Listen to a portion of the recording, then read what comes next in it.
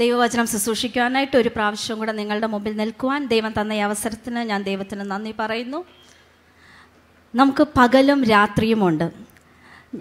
ഞാൻ വിശ്വസിക്കുന്നത് ദൈവം രാത്രി തന്നിരിക്കുന്നതിൻ്റെ ഒരു റീസൺ പകലത്തെ ജോലിയെല്ലാം കഴിഞ്ഞ് സ്വസ്ഥമായിട്ട് ഉറങ്ങുവാനും പിറ്റേ ദിവസത്തേക്കുള്ള എനർജിയൊക്കെ സംഭരിച്ച് ഏറ്റവും ഉഷാറോടുകൂടി എഴുന്നേൽക്കുവാൻ വേണ്ടിയാണ്. നൈറ്റ് ഷിഫ്റ്റ് ഉള്ളവർ എന്നോട് ക്ഷമിക്കുക, അത് ഇന്നൊക്കെ വന്ന സിസ്റ്റമാണ്. പക്ഷേ ശരിക്കും രാത്രി റെസ്റ്റ് ചെയ്യാൻ വേണ്ടി ദൈവം തന്നിരിക്കുന്നതാണ്. നന്നായി നമ്മൾ ഉറങ്ങണം, അത് പിറ്റേ ദിവസത്തേക്ക് നമ്മളെ നന്നായിട്ട് ഒരുക്കിയെടുക്കും.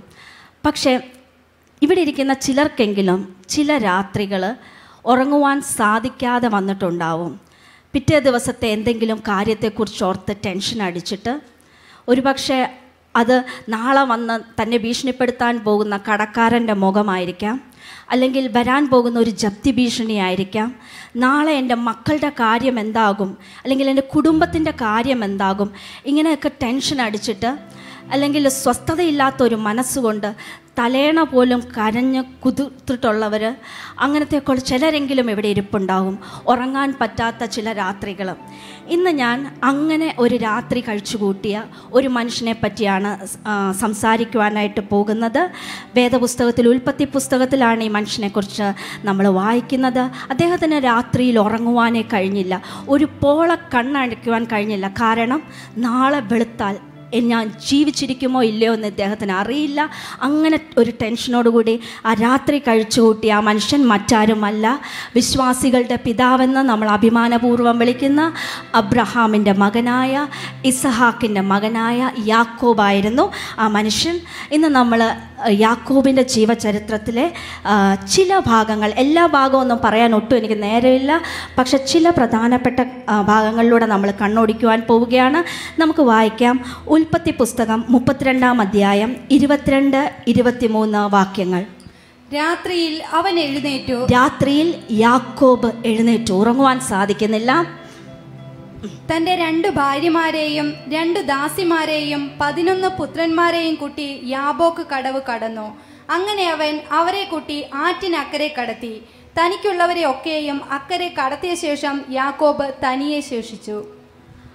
വളരെ മിടുക്കനായ ഒരു വ്യക്തിയായിരുന്നു യാക്കോബ്. എന്നാൽ ഇന്നത്തെ മെസ്സേജിൻ്റെ ടൈറ്റിൽ അതാണ്, Peniel the turning point. Okay, വളരെ മിടുക്കനായിരുന്ന വ്യക്തിയായിരുന്നു യാക്കോബ്. എന്നാൽ യാക്കോബ് ഒറ്റയ്ക്കായ ആ ദിവസം യാബോക്ക് കടവിൽ ഒറ്റയ്ക്ക് അദ്ദേഹം നിൽക്കുകയാണ്. തനിക്ക് 2 ഭാര്യമാരുണ്ട്, 2 ദാസിമാരുണ്ട്, അവരിൽ കൂടെ അന്ന് 11 പുത്രന്മാരുണ്ട്. ഇവരെ എല്ലാവരെയും ആ കടവിൻ്റെ അപ്പുറത്ത് ആ രാത്രിയിൽ അദ്ദേഹം കടത്തി. അതിനുശേഷം തിരിച്ചിപ്പുറത്ത് വന്ന് നിന്ന് ഒറ്റയ്ക്ക് താനായിരിക്കുന്ന സമയം ഈ യാക്കോബിനെ കുറിച്ച് പറയുകയാണെങ്കിൽ, യാക്കോബ് ഒരു സാധാരണ വ്യക്തിയല്ല, ഒരു അസാധാരണ വ്യക്തിത്വത്തിന് ഉടമയായിരുന്നു എന്ന് പറയാം. ഒത്തിരി സംഭവങ്ങൾ, ഒരു സംഭവ ബഹുലമായിരുന്ന ജീവിതമായിരുന്നു അദ്ദേഹത്തിൻ്റേത്. ഒരുപക്ഷെ അതെല്ലാം എഴുതി വെച്ചിരിക്കുന്നത് കൊണ്ടായിരിക്കാം. നമ്മളിൽ പലരുടെയും ജീവിതം ഇതിനേക്കാളൊക്കെ സംഭവ ബഹുലമായിരിക്കാം, ഇതുപോലെ സംഭവ ബഹുലമായിരിക്കാം. പക്ഷെ അതാരും അറിയാതെ പോകുന്നു എന്നേ ഉണ്ടാവുള്ളൂ. യാക്കോബിൻ്റെ ജീവിതത്തിൽ ഒരു മനുഷ്യൻ കടന്നു പോകാവുന്ന പല പ്രശ്നങ്ങളിൽ കൂടെ അദ്ദേഹം കടന്നുപോയിട്ടുണ്ട്. ഒരു അസാധാരണ വ്യക്തിത്വത്തിൻ്റെ ഉടമ. ഇദ്ദേഹത്തെക്കുറിച്ച് നമ്മൾ പഠിക്കുന്നതിന് മുമ്പ് ഇദ്ദേഹത്തിൻ്റെ ജനനത്തെക്കുറിച്ച് നമുക്ക് നോക്കാം. അബ്രഹാമിൻ്റെ മകനായ ഇസഹാക്കിനും അദ്ദേഹത്തിൻ്റെ ഭാര്യ റിബേക്കയ്ക്കും മക്കളില്ലായിരുന്നു. അപ്പോൾ ഇസഹാക്ക് ദൈവത്തോട് പ്രാർത്ഥിച്ചു, ഞങ്ങൾക്ക് മക്കളെ തരണമെന്ന്. ദൈവം ഇസഹാക്കിൻ്റെ പ്രാർത്ഥന കേട്ടു. റിബേക്ക ഗർഭിണിയായി കഴിഞ്ഞ് കുറച്ച് കഴിഞ്ഞപ്പോഴത്തേക്ക് റിബേക്കയ്ക്ക് സഹിക്കാൻ പറ്റുന്നില്ല. ഗർഭിണിയായവർക്കെല്ലാം സന്തോഷമാണ്, കുഞ്ഞുങ്ങൾ അനങ്ങുന്നതൊക്കെ, വയറ്റിൽ കിടന്ന് അനങ്ങുന്നത്, ആ മുട്ട് കേൾക്കുമ്പോൾ, ആ തട്ട് അറിയുമ്പോഴൊക്കെ വലിയ സന്തോഷമാണ്. എന്നാൽ റിബേക്കയ്ക്ക് സഹിക്കാൻ പറ്റാത്ത വിധമുള്ളൊരു തിക്കും തിരക്കും ആ വയറ്റിലുണ്ടായപ്പോൾ റിബേക്ക ദൈവസന്നിധിയിൽ നിലവിളിച്ചുകൊണ്ട് ചെന്നു, എൻ്റെ അവസ്ഥ എന്താകും ദൈവമേ എന്ന് ചോദിച്ചുകൊണ്ട്. അപ്പോൾ ദൈവം ഒരു കാര്യം റിബേക്കയോട് പ്രവചിച്ചു, നിന്റെ വയറ്റിൽ നിന്ന് 2 വംശങ്ങൾ ഉത്ഭവിക്കും, അതിൽ ഒരുത്തൻ മറ്റവനെ സേവിക്കും, മൂത്തവൻ ഇളയവനെ സേവിക്കും. ഓക്കെ, നമുക്ക് ആ ഭാഗം ഒന്ന് വായിക്കാം. റിബേക്കയ്ക്ക് പ്രസവിക്കുവാനുള്ള സമയമായി. റിബേക്ക പ്രസവിക്കുന്ന ഭാഗമാണ് ഉൽപ്പത്തി പുസ്തകം 25-ന്റെ 24 മുതൽ 26 വരെയുള്ള വാക്യങ്ങൾ. അവൾക്ക് പ്രസവകാലം തികഞ്ഞപ്പോൾ ഇരട്ട പിള്ളകൾ അവളുടെ ഗർഭത്തിലുണ്ടായിരുന്നു. ഒന്നാമത്തവൻ ചുമന്നവനായി പുറത്തു വന്നു, മേൽ മുഴുവനും രോമം കൊണ്ടുള്ള വസ്ത്രം പോലെ ഇരുന്നു. അവന് ഏശാവ് എന്ന് പേരിട്ടു. പിന്നെ അവന്റെ സഹോദരൻ പുറത്തു വന്നു, അവന്റെ കൈ ഏശാവിന്റെ കുതികാൽ പിടിച്ചിരുന്നു. അവന് യാക്കോബ് എന്ന് പേരിട്ടു. അവൾ അവരെ പ്രസവിച്ചപ്പോൾ ഇസഹാക്കിന് 60 വയസ്സായിരുന്നു. ഓക്കെ, മക്കളില്ലാതെ അനേകം വർഷങ്ങൾ കഴിഞ്ഞ് 60-ാം വയസ്സിൽ ഇസഹാക്കിന് മക്കളെ ലഭിക്കുകയാണ്. അതുമുണ്ടായപ്പോൾ നമ്മൾക്ക് ഒരു കുഞ്ഞിനെ വീട്ടിൽ ജനിച്ചു കിട്ടുമ്പോൾ എത്ര സന്തോഷം. ഇവിടെ ഇരട്ട കുട്ടികളാണ് ഉണ്ടായേക്കുന്നത്. ഇസഹാക്കിനും റിബേക്കയ്ക്കും അത് സന്തോഷത്തിൻ്റെ സമയമാണ്. 2 കുഞ്ഞുങ്ങളെയും ഇസഹാക്കും റിബേക്കയും എടുത്തു. അവർക്ക് പേരുമിട്ടു. അവർക്ക് എന്താ പേര് നൽകിയെന്ന് നോക്കാം. ഒന്നാമത്തവൻ ഉണ്ടായി വന്നപ്പോൾ തന്നെ അവർ ശ്രദ്ധിച്ചു, അവൻ്റെ ദേഹം നിറച്ച് രോമമാണ്. നിറയെ കഴുത്തിലും മുഖത്തിലും കയ്യിലും എല്ലാം രോമമാണ്. അപ്പം രോമം നിറഞ്ഞവൻ എന്ന് അർത്ഥം വരുന്ന ഏശാവ് എന്ന പേരിട്ടു. ഏശാവ് എന്ന പേരിൻ്റെ അർത്ഥം രോമം നിറഞ്ഞവൻ. രണ്ടാമത്തെ കുഞ്ഞിനെ ഇവർ ശ്രദ്ധിച്ചു. ഒരു കൊച്ചിൻ്റെ ചെറുതിലത്തെ പ്രവൃത്തിയിൽ തന്നെ അതിൻ്റെ സ്വഭാവം അറിയാവുന്ന നമ്മൾ പറയുന്നത്. പക്ഷെ ഇസഹാക്കിനും റിബേക്കയ്ക്കും അവൻ ജനിച്ചു വീഴുന്നതിന് മുമ്പ് തന്നെ അവൻ്റെ സ്വഭാവം മനസ്സിലായി. എന്താണെന്നറിയാമോ? മൂത്തവൻ അമ്മയുടെ പുറത്തോട്ട് വരാൻ ശ്രമിക്കുമ്പോഴത്തേക്ക് കുതികാല് പിടിച്ചേക്കുന്നു, കാലെ പിടിച്ച് വലിക്കുന്നു. ഹീൽ ഗ്രാബർ, അങ്ങനെയാണ് അതിൻ്റെ പേര്. കാലെ പിടിച്ച് വലിക്കുന്നു. ചേട്ടനെ വിടാൻ സമ്മതിക്കാതെ അവനെ കണ്ടപ്പോൾ തന്നെ സ്വഭാവം മനസ്സിലായി. നമ്മൾ പിള്ളേരെ വിളിക്കില്ലേ, കൊച്ചു കള്ള എന്ന് വിളിക്കാറില്ലേ എന്ന് പറഞ്ഞതുപോലെ എടാ മിടുക്ക തന്ത്രശാലി എന്നർത്ഥം വരുന്ന യാക്കോബ്. അതിൻ്റെ പേരിൻ്റെ അർത്ഥം ഉബായി, തന്ത്രശാലി. ജേക്കബിൻ്റെ അർത്ഥം തന്ത്രശാലി. ഇസഹാക്ക് പേരിട്ടു എടാ തന്ത്രശാലി. അവൻ ജനിച്ചു വീണ ഉടനെ തന്നെ അവർ സ്വഭാവവും കാണിച്ചു. ഒന്നാമൻ ഏശാവ്, രോമം നിറഞ്ഞവൻ. രണ്ടാമത് യാക്കോബ്, ഉബായി. ഓക്കെ, അവർ വളരാൻ തുടങ്ങി. ആ വീടിൻ്റെ അന്തരീക്ഷം എങ്ങനെയായിരുന്നു എന്ന് നമുക്ക് നോക്കാം. 25-ന്റെ 27, 28 വാക്യങ്ങൾ. ഞാനൊരു കാര്യം പറഞ്ഞോട്ടെ, ഇത് നമ്മൾ കുറച്ച് ഭാഗങ്ങൾ ഇങ്ങനെ വായിക്കും. നിങ്ങൾ ആ കഥ നിങ്ങളുടെ മനസ്സിൽ വിഷ്വലൈസ് ചെയ്യാൻ ശ്രമിക്കണം. ഓക്കെ, ശ്രമിക്കുക. ഓക്കെ. കുട്ടികൾ വളർന്നു. ഏശാവ് വേട്ടയിൽ സമർത്ഥനും വനസഞ്ചാരിയും യാക്കോബ് സാധുശീലനും കൂടാരവാസിയുമായിരുന്നു. ഏശാവിന്റെ വേട്ടയിറച്ചിയിൽ രുചി പിടിച്ചിരുന്നത് കൊണ്ട് ഇസഹാക്ക് അവനെ സ്നേഹിച്ചു, റിബേക്കയോ യാക്കോബിനെ സ്നേഹിച്ചു. ഓക്കെ, വേദപുസ്തകം സത്യമായിട്ട് സംസാരിക്കുന്നത് കൊണ്ട് വിശുദ്ധന്മാരുടെ കുടുംബത്തിൽ നടന്ന നല്ല കാര്യങ്ങളും റിപ്പോർട്ട് ചെയ്തിട്ടുണ്ട്. അതുപോലെ തന്നെ അവിടെ സംഭവിച്ച തെറ്റായ കാര്യങ്ങളും റിപ്പോർട്ട് ചെയ്തിട്ടുണ്ട്. ഓക്കെ, ഇവിടെ 2 കുഞ്ഞുങ്ങൾ വളർന്നു വരികയാണ്. 2 കുഞ്ഞുങ്ങൾ, ഏശാവും ഉണ്ട്, യാക്കോബും ഉണ്ട്. പക്ഷേ ഇവിടെ ഒരു പാർഷ്യാലിറ്റി നമുക്ക് കാണാം. അപ്പനായ ഇസഹാക്കിന് ഏശാവ് വളർന്ന ആരായെന്നാണ് കണ്ടത്? വേട്ടക്കാരൻ. നല്ല വേട്ടയിറച്ചിയൊക്കെ പിടിച്ചുകൊണ്ട് വരും. അപ്പന് നല്ല ഇറച്ചിയൊക്കെ തിന്നാൻ താല്പര്യമുള്ളതിനായതുകൊണ്ട് ഇസഹാക്കിന് ഏശാവിനോട് ഭയങ്കര ഇഷ്ടമായിരുന്നു. റിബേക്കയോ ഇസഹാക്കിനെ സ്നേഹിച്ചു. അതിന് ഒരു പക്ഷേ ഒരു കാരണമുണ്ടാകാം. കുഞ്ഞുങ്ങൾ ഗർഭപാത്രത്തിൽ നിന്ന് പുറത്തു വരുന്നതിന് തന്നെ റിബേക്കയ്ക്ക് ഒരു ദൈവത്തിൻ്റെ ഒരു പ്രോഫസി കിട്ടിയിരുന്നു. മൂത്തവൻ ഇളയവനെ സേവിക്കും. ഈ ഇളയവനായിരിക്കും വലുതാകാൻ പോകുന്നത്, മഹാനാകാൻ പോകുന്നതെന്ന് റിബേക്കയ്ക്ക് അറിയാം. ഒരു വാത്സല്യം, ഒരു പക്ഷേ ഇളയതായത് കൊണ്ടായിരിക്കാം. എന്തുകൊണ്ടാണെന്നറിയത്തില്ല, റിബേക്കയ്ക്ക് യാക്കോബിനോടുമായിരുന്നു ഇഷ്ടം. പ്രിയപ്പെട്ട ദൈവമക്കളെ, എവിടെ ഇരിക്കുന്നവരോട് ഞാനൊരു കാര്യം പറയട്ടെ.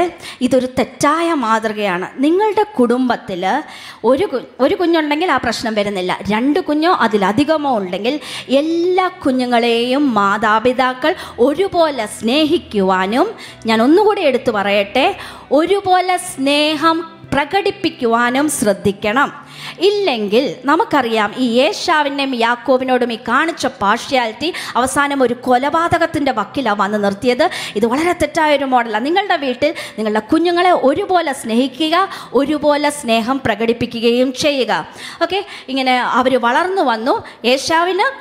ഏശാവിനെ ഇഷ്ടം, ഇസഹാക്കിന് കൂടുതൽ ഇഷ്ടം, റിബേക്കയ്ക്ക് യാക്കോബിനോടും ഇഷ്ടം. ഇതിങ്ങനെ വളർന്നു വന്നു. ആ കുടുംബത്തിൻ്റെ അകത്ത് തന്നെ ഒരു ചെറിയ ഭിന്നതയുണ്ടായിരുന്നു. അവർ വളർന്ന് വലുതായി.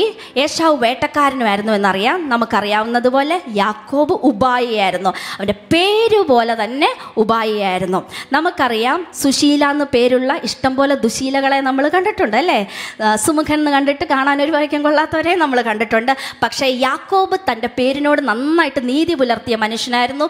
നല്ല ഉബായിയായിരുന്നു. യാക്കോബിനറിയാം പുള്ളി സാധുശീലന, കൂടാരത്തിൻ്റെ അകത്ത് അമ്മയെ ചുറ്റിപ്പറ്റിയൊക്കെ ഇങ്ങനെ നടക്കും, പായസം ഉണ്ടാക്കാനൊക്കെ സமைക്കാനൊക്കെ നന്നായിട്ട് പഠിച്ചു. അമ്മ കുഞ്ഞമ്മയുടെ കൂടെ നടന്ന് കുക്കിംഗ് ഒക്കെ പഠിച്ച് നന്നായിട്ട് ഇതൊക്കെ അറിയാം. യാക്കോബിനറിയാം ഇപ്പം ഏശാവ് വേട്ട കഴിഞ്ഞ് വരുന്ന സമയമാണ്. ഒരു ദിവസം യാക്കോബ് തന്ത്രശാലിയാണ്. ഞാൻ വിചാരിക്കുന്നത് മനഃപൂർവ്വം തന്നെ ആ സമയം നോക്കി പുള്ളി പായസം ഉണ്ടാക്കി. ഓക്കെ, പുള്ളിക്കറിയാം ഹൃദയത്തിലോട്ടുള്ള വഴി വയറ്റിക്കൂടെയാണ്. ഓക്കെ, നോക്കാം നമുക്ക്. പുള്ളി വേറൊരു കാര്യം കൂടെ മനസ്സിലാക്കി, തലച്ചോറിലോട്ടുള്ള വഴിയും വയറ്റിക്കൂടെ തന്നെയാണ്. ഓക്കെ, ഏശാവ് ഇങ്ങനെ നടന്നു വരിക, വേട്ടയൊക്കെ കഴിഞ്ഞ് ക്ഷീണിച്ച് വരുമ്പോഴത്തേക്ക് ദൂരേന്ന് അടിക്കുന്നു നല്ല പയറുപായസത്തിൻ്റെ മണം. അപ്പത്തിൻ്റെയും പയറുപായസത്തിൻ്റെ ഇളക്കി പുള്ളിയും ഏശാവ് വരുന്നപ്പം ആഞ്ഞാഞ്ഞിളക്കാൻ നോക്കി. ആ പുകയൊക്കെ വന്നിട്ട് ഏശാവിന് സഹിക്കാൻ പറ്റുന്നില്ല. ഏശാവിന് ഭക്ഷണം കണ്ടിട്ട് കൊതിയായി. ഏശാവ് അടുത്ത് വന്നിട്ട് പറഞ്ഞു, എൻ്റെ യാക്കോബേ, ഇച്ചിരി പായസം ഇങ്ങോട്ട് തന്നെ.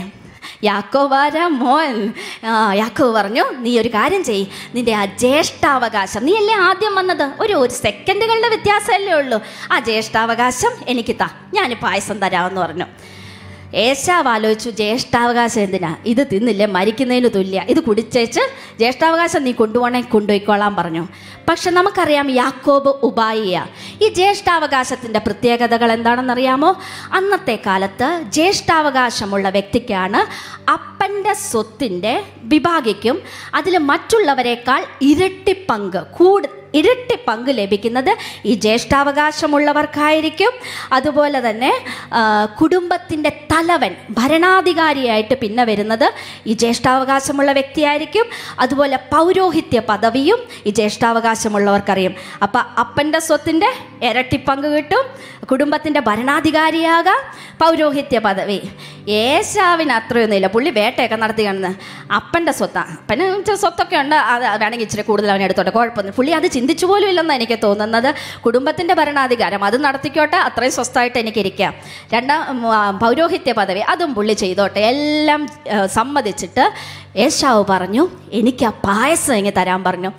എബ്രായ ലേഖനത്തിൽ ഏശാവിനെ കുറിച്ച് പറയുന്നത്, ഒരു ഊണിന് ജ്യേഷ്ഠാവകാശം വിറ്റുകളഞ്ഞ് ഏശാവിനെ പോലെ ആരും അഭക്തരായി തീരരുത്. നമ്മൾക്ക് ദൈവം തന്നിട്ടുള്ള ചില പദവികളുണ്ട്. പ്രിയ ദൈവമക്കളെ, ലോകം നമുക്ക് നൽകാത്ത, നമ്മൾ ഒട്ടും അർഹിക്കാത്ത ഒരു വലിയ പദവിയാണ് ദൈവമകൻ, ദൈവമകൾ എന്നൊരു പദവി ദൈവം നമുക്ക് തന്നിട്ടുണ്ട്. അതിനെ നമ്മൾ അലക്ഷ്യമാക്കിയാണോ ജീവിക്കുന്നത്, അതോ അതിനോട് നമ്മൾ കൂറുള്ളവരായി അതിനെ സീരിയസ് ആയിട്ട് കൺസിഡർ ചെയ്താണോ നമ്മൾ ജീവിക്കുന്നത്? അതോ ഒരു പായസം കാണുമ്പോൾ തെറ്റ് ചെയ്യാൻ വരുന്നൊരു സാഹചര്യം വരുമ്പോൾ ദൈവ പൈതലെന്നൊക്കെ ഉള്ള അവിടെ ഇരിക്കട്ടെ, ഈ തൽക്കാലം ഈ പായസം കുടിച്ചേക്കാം എന്നുള്ള ചിന്തയാണെങ്കിൽ എബ്രായ ലേഖനത്തിൽ വാൺ ചെയ്യുകയാണ്, ആരും ഏശാവിനെ പോലെ ആവരുത്. ഒരു ഊണിന് ജ്യേഷ്ഠാവകാശം വിറ്റ് കളയരുത്. നിങ്ങൾക്ക് ദൈവം തന്ന പൊസിഷനെ മുറുകെ പിടിച്ചുകൊള്ളുവാനായിട്ട് ഓർക്കണം. ഏശാവിനെ അതുകൊണ്ട് അഭക്തൻ എന്നാണ് അഡ്രസ്സ് ചെയ്തിരിക്കുന്നത്. ഓക്കെ, ഇതെല്ലാം വിറ്റ് കളഞ്ഞു കഴിഞ്ഞപ്പോഴത്തേക്ക് ഉൽപ്പത്തി പുസ്തകം 25:34 വായിക്കാം. യാക്കോബ് ഏശാവിന് അപ്പവും പയറുകൊണ്ടുള്ള പായസവും കൊടുത്തു. അവൻ ഭക്ഷിച്ച് പാനം ചെയ്തു എഴുന്നേറ്റു പോയി. അങ്ങനെ ഏശാവ് ജ്യേഷ്ഠാവകാശത്തെ അലക്ഷ്യമാക്കി കളഞ്ഞു, അതങ്ങ് വിലയില്ലാത്തതാക്കി കളഞ്ഞു. നമ്മൾ ഇത് വായിച്ചത് എത്രാമത്തെ അധ്യായത്തിലാണ്? 25-ാം അധ്യായമാണ്. 25-ാം അധ്യായത്തിലാണ് ഈ ജ്യേഷ്ഠാവകാശം അലക്ഷ്യമാക്കി കളയുന്നത്. എന്നാൽ 26-ാമത്തെ അധ്യായം വരുമ്പോഴത്തേക്ക് ആ കുടുംബത്തിൻ്റെ സ്ഥിതി പെട്ടെന്ന് അങ്ങ് മാറുകയാണ്. ആദ്യം അവരൊരു ക്ഷാമത്തിൻ്റെ അവസ്ഥ വന്നു, ഗരാറിൽ പോയി താമസിക്കേണ്ടതായിട്ട് വന്നു. പക്ഷേ അതിനുശേഷം ഇസഹാക്കിൻ്റെ സ്ഥിതി പെട്ടെന്ന് അങ്ങോട്ട് മാറി. അതായത് ഏശാവിൻ്റെയും യാക്കോബിൻ്റെയും പിതാവിൻ്റെ അവസ്ഥ മാറി. നമുക്കതൊന്ന് വായിച്ചു നോക്കാം. ഉൽപ്പത്തി 26:12-13 വാക്യങ്ങൾ. ഇസഹാക്ക് ആ ദേശത്ത് വിതച്ചു. ആ ആണ്ടിൽ 100 മേനി വിളവ് കിട്ടി.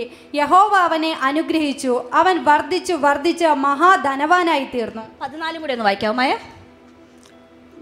അവന് ആട്ടിൻകൂട്ടങ്ങളും മാട്ടിൻകൂട്ടങ്ങളും വളരെ ദാസന്മാരും ഉണ്ടായിരുന്നത് കൊണ്ട് ഫെലിസ്ത്യർക്ക് അവനോട് അസൂയ തോന്നി. അതായത് ചുറ്റുമുള്ള ജാതികൾക്ക് പോലും അസൂയ ഉണ്ടാകത്തക്ക വിധത്തിൽ ഏശാവിൻ്റെയും യാക്കോബിൻ്റെയും അപ്പനായ ഇസഹാക്കിൻ്റെ സമ്പത്ത് അങ്ങ് വർദ്ധിച്ചു. വിറ്റ് കളഞ്ഞ സമയത്ത് ഇത്രയും പ്രശ്നമില്ലായിരുന്നു. ഇപ്പോൾ ദേ നോക്കുമ്പോഴത്തേക്ക് അപ്പൻ്റെ അവകാശം അങ്ങ് ഇരട്ടിച്ചരട്ടിച്ച് വന്നേക്കും. ചുറ്റുമുള്ള ജാതികൾക്ക് പോലും അസൂയ തോന്നുന്ന വിധത്തിലുള്ള സ്വത്ത്. ഏശാവിൻ്റെ മനസ്സിൽ വെപ്രാളം തുടങ്ങി കാണുമെന്ന് ഞാൻ വിചാരിക്കുന്നത്. എന്നാൽ കുറച്ച് നാളുകളും കൂടെ കഴിഞ്ഞു. ഇസഹാക്ക് വൃദ്ധനായി. ഏശാവ് ആ സമയത്തൊന്നും ഒന്നും മിണ്ടുന്നില്ല. ഉൽപ്പത്തി പുസ്തകം 27-ാം അധ്യായം 1 മുതൽ 4 വരെയുള്ള വാക്യങ്ങൾ. ഇസഹാക്ക് വൃദ്ധനായി അവന്റെ കണ്ണ് കാണുവാൻ വഹിയാതെ വണ്ണം മങ്ങിയപ്പോൾ അവൻ ഒരു ദിവസം മൂത്ത മകനായ ഏശാവിനെ വിളിച്ച് അവനോട് മകനെ എന്ന് പറഞ്ഞു. അവൻ അവനോട് ഞാൻ ഇതാ എന്ന് പറഞ്ഞു. അപ്പോൾ അവൻ, ഞാൻ വൃദ്ധനായിരിക്കുന്നു, എൻ്റെ മരണ ദിവസം അറിയുന്നതുമില്ല. നീ ഇപ്പോൾ നിന്റെ ആയുധങ്ങളായ വില്ലും പൂണിയും എടുത്ത് കാട്ടിൽ ചെന്ന് എനിക്ക് വേണ്ടി വേട്ട തേടി എനിക്ക് ഇഷ്ടവും രുചികരവുമായ ഭോജനമുണ്ടാക്കി ഞാൻ മരിക്കുന്നതിന് മുൻപേ തിന്ന് നിന്നെ അനുഗ്രഹിക്കേണ്ടതിന് എൻ്റെ അടുക്കൽ കൊണ്ടുവരിക എന്ന് പറഞ്ഞു. ഇസഹാക്ക് ആരെ വിളിച്ചു? ഏശാവിനെ വിളിച്ചിട്ട് പറഞ്ഞു, ഞാൻ മരിക്കേണ്ട സമയമൊക്കെ ആയി, എനിക്ക് എപ്പോഴാണെന്ന് അറിയത്തില്ല, അതിനു മുമ്പ് എനിക്ക് നിന്നെ അനുഗ്രഹിക്കണം, എൻ്റെ മൂത്ത മകനായ നിന്നെ അനുഗ്രഹിക്കണം. നീ ഒരു കാര്യം ചെയ്യ്, എനിക്ക് ഏറ്റവും ഇഷ്ടമുള്ള നീ ഉണ്ടാക്കുന്ന ആ വേട്ടയിറച്ചി കറി ഉണ്ടല്ലോ, അതെനിക്ക് ഉണ്ടാക്കിക്കൊണ്ടെത്താ, അത് തിന്നു കഴിഞ്ഞിട്ട് ഞാൻ നിന്നെ സ്വസ്ഥമായിട്ട് അനുഗ്രഹിക്കാമെന്ന് ഇസഹാക്ക് ഏശാവിനോട് കുശുകുശുത്തു. അപ്പം യാക്കോബിനേക്കാൾ ഉപായിയായിട്ടുള്ള യാക്കോബിൻ്റെ അമ്മയുണ്ടായിരുന്നു അവിടെ. ആരാത്? റിബേക്ക ഇത് കേൾക്കുവാണ്. ഒളിഞ്ഞു നിന്ന് ചില സഹോദരിമാർ കേൾക്കാറില്ലേ ഇങ്ങനെ പെണ്ണുങ്ങൾ എന്ന് പറഞ്ഞ പോലെ കേട്ടു. അപ്പനും മോനും കൂടെ കുറുകുറുക്കുന്ന കാര്യം. ഈ പുള്ളിക്കാരി റിബേക്കയ്ക്ക് ഇത് കേട്ടപ്പോൾ ഭയങ്കര വിഷമായി. റിബേക്കയ്ക്ക് ആരോടാ ഇഷ്ടം?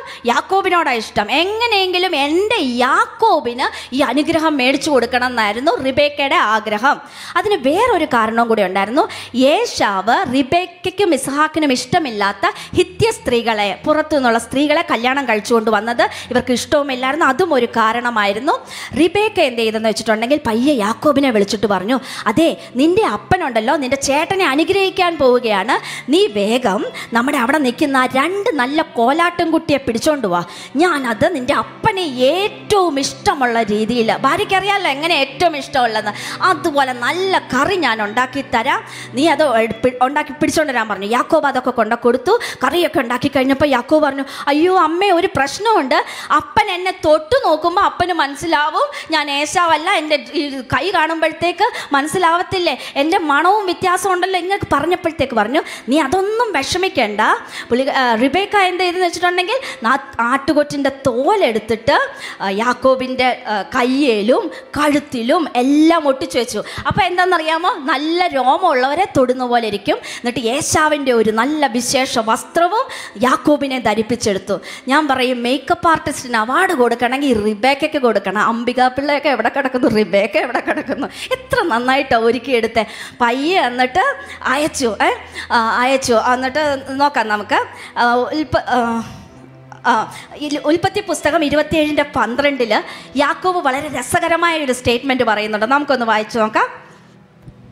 പക്ഷേ അപ്പൻ എന്നെ തപ്പി നോക്കും, ഞാൻ ഉപായി എന്ന് അവന് തോന്നിയിട്ട് ഞാൻ എൻ്റെ മേൽ അനുഗ്രഹമല്ല ശാപം തന്നെ വരുത്തും എന്ന് പറഞ്ഞു. യാക്കോബിന് തന്നെ നന്നായിട്ടറിയാം.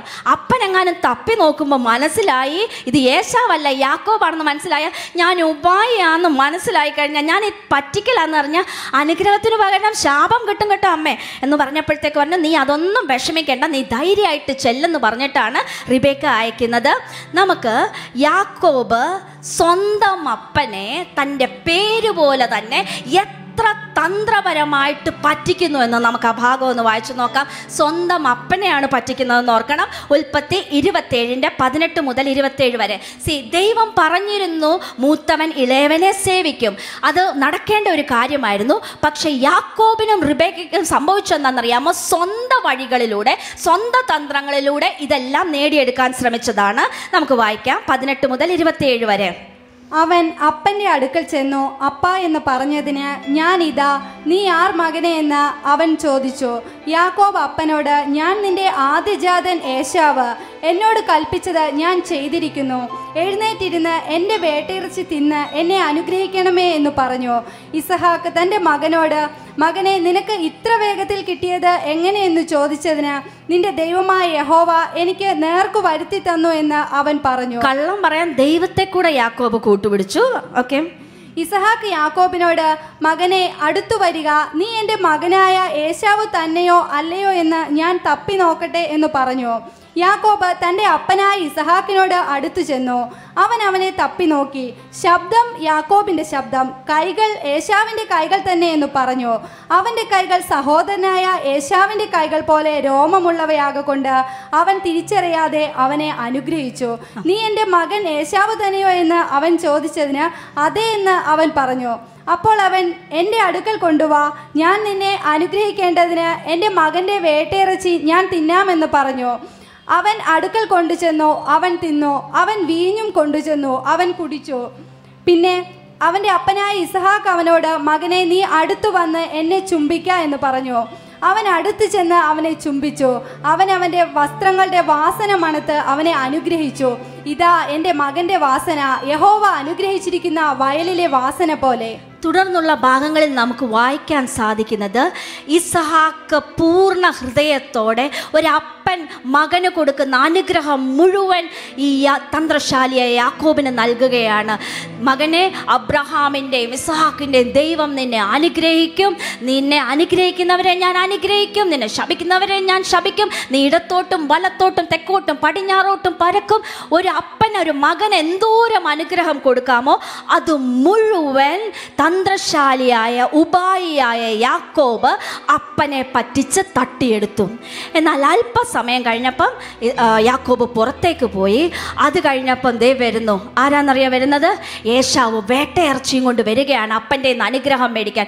ഓടി വന്ന് ചോദിച്ചു, അപ്പ എനിക്ക് അനുഗ്രഹം തരണേ, ദേ ഞാൻ വേട്ടയിറച്ചിയായിട്ട് വന്നേക്കുന്നു. അപ്പോൾ പറഞ്ഞു, നിൻ്റെ അനിയനായ യാക്കോബ് അത് പറ്റിച്ചുകൊണ്ട് പോയെന്ന് പറഞ്ഞപ്പോഴത്തേക്ക് അദ്ദേഹത്തിന് സഹിക്കാൻ പറ്റിയില്ല. അദ്ദേഹം പറയുന്ന ഒരു വാക്കുണ്ട്, 27:36. ഇവിടെ ഡിസ്പ്ലേയിലില്ല, പക്ഷെ മായ വായിച്ചു കേൾപ്പിക്കും. യാക്കോബ് എന്നല്ലോ അവന്റെ പേർ. ഏശാവ് പറയുന്ന അവന്റെ പേര് തന്നെ യാക്കോബ് വേദനിച്ച് പറയുകയാണ്. അവൻ പറ്റിക്കുന്നവനാണ്. 2 പ്രാവശ്യം അവൻ എന്നെ ചതിച്ചു. 2 പ്രാവശ്യം. ഒന്ന് ആ പായസം തന്നപ്പോഴും, 2 ഇപ്പോഴും. അവൻ എന്റെ ജ്യേഷ്ഠാവകാശം അപഹരിച്ചു. ഇപ്പോൾ ഇതാ എന്റെ അനുഗ്രഹവും അപഹരിച്ചു കളഞ്ഞു എന്ന് അവൻ പറഞ്ഞു. ഓക്കെ, 41 വാക്യം കൂടെ ഒന്ന് വായിക്കാം. ഏശാവ് ഒരു വലിയ ശപഥം ചെയ്യാണ്. തന്നെ പറ്റിച്ച ഈ അനുഗ്രഹങ്ങൾ തട്ടിയെടുത്ത യാക്കോബിനെ താൻ വെറുതെ വിടുകയില്ല എന്നൊരു വലിയ ശപഥം ചെയ്യുകയാണ്.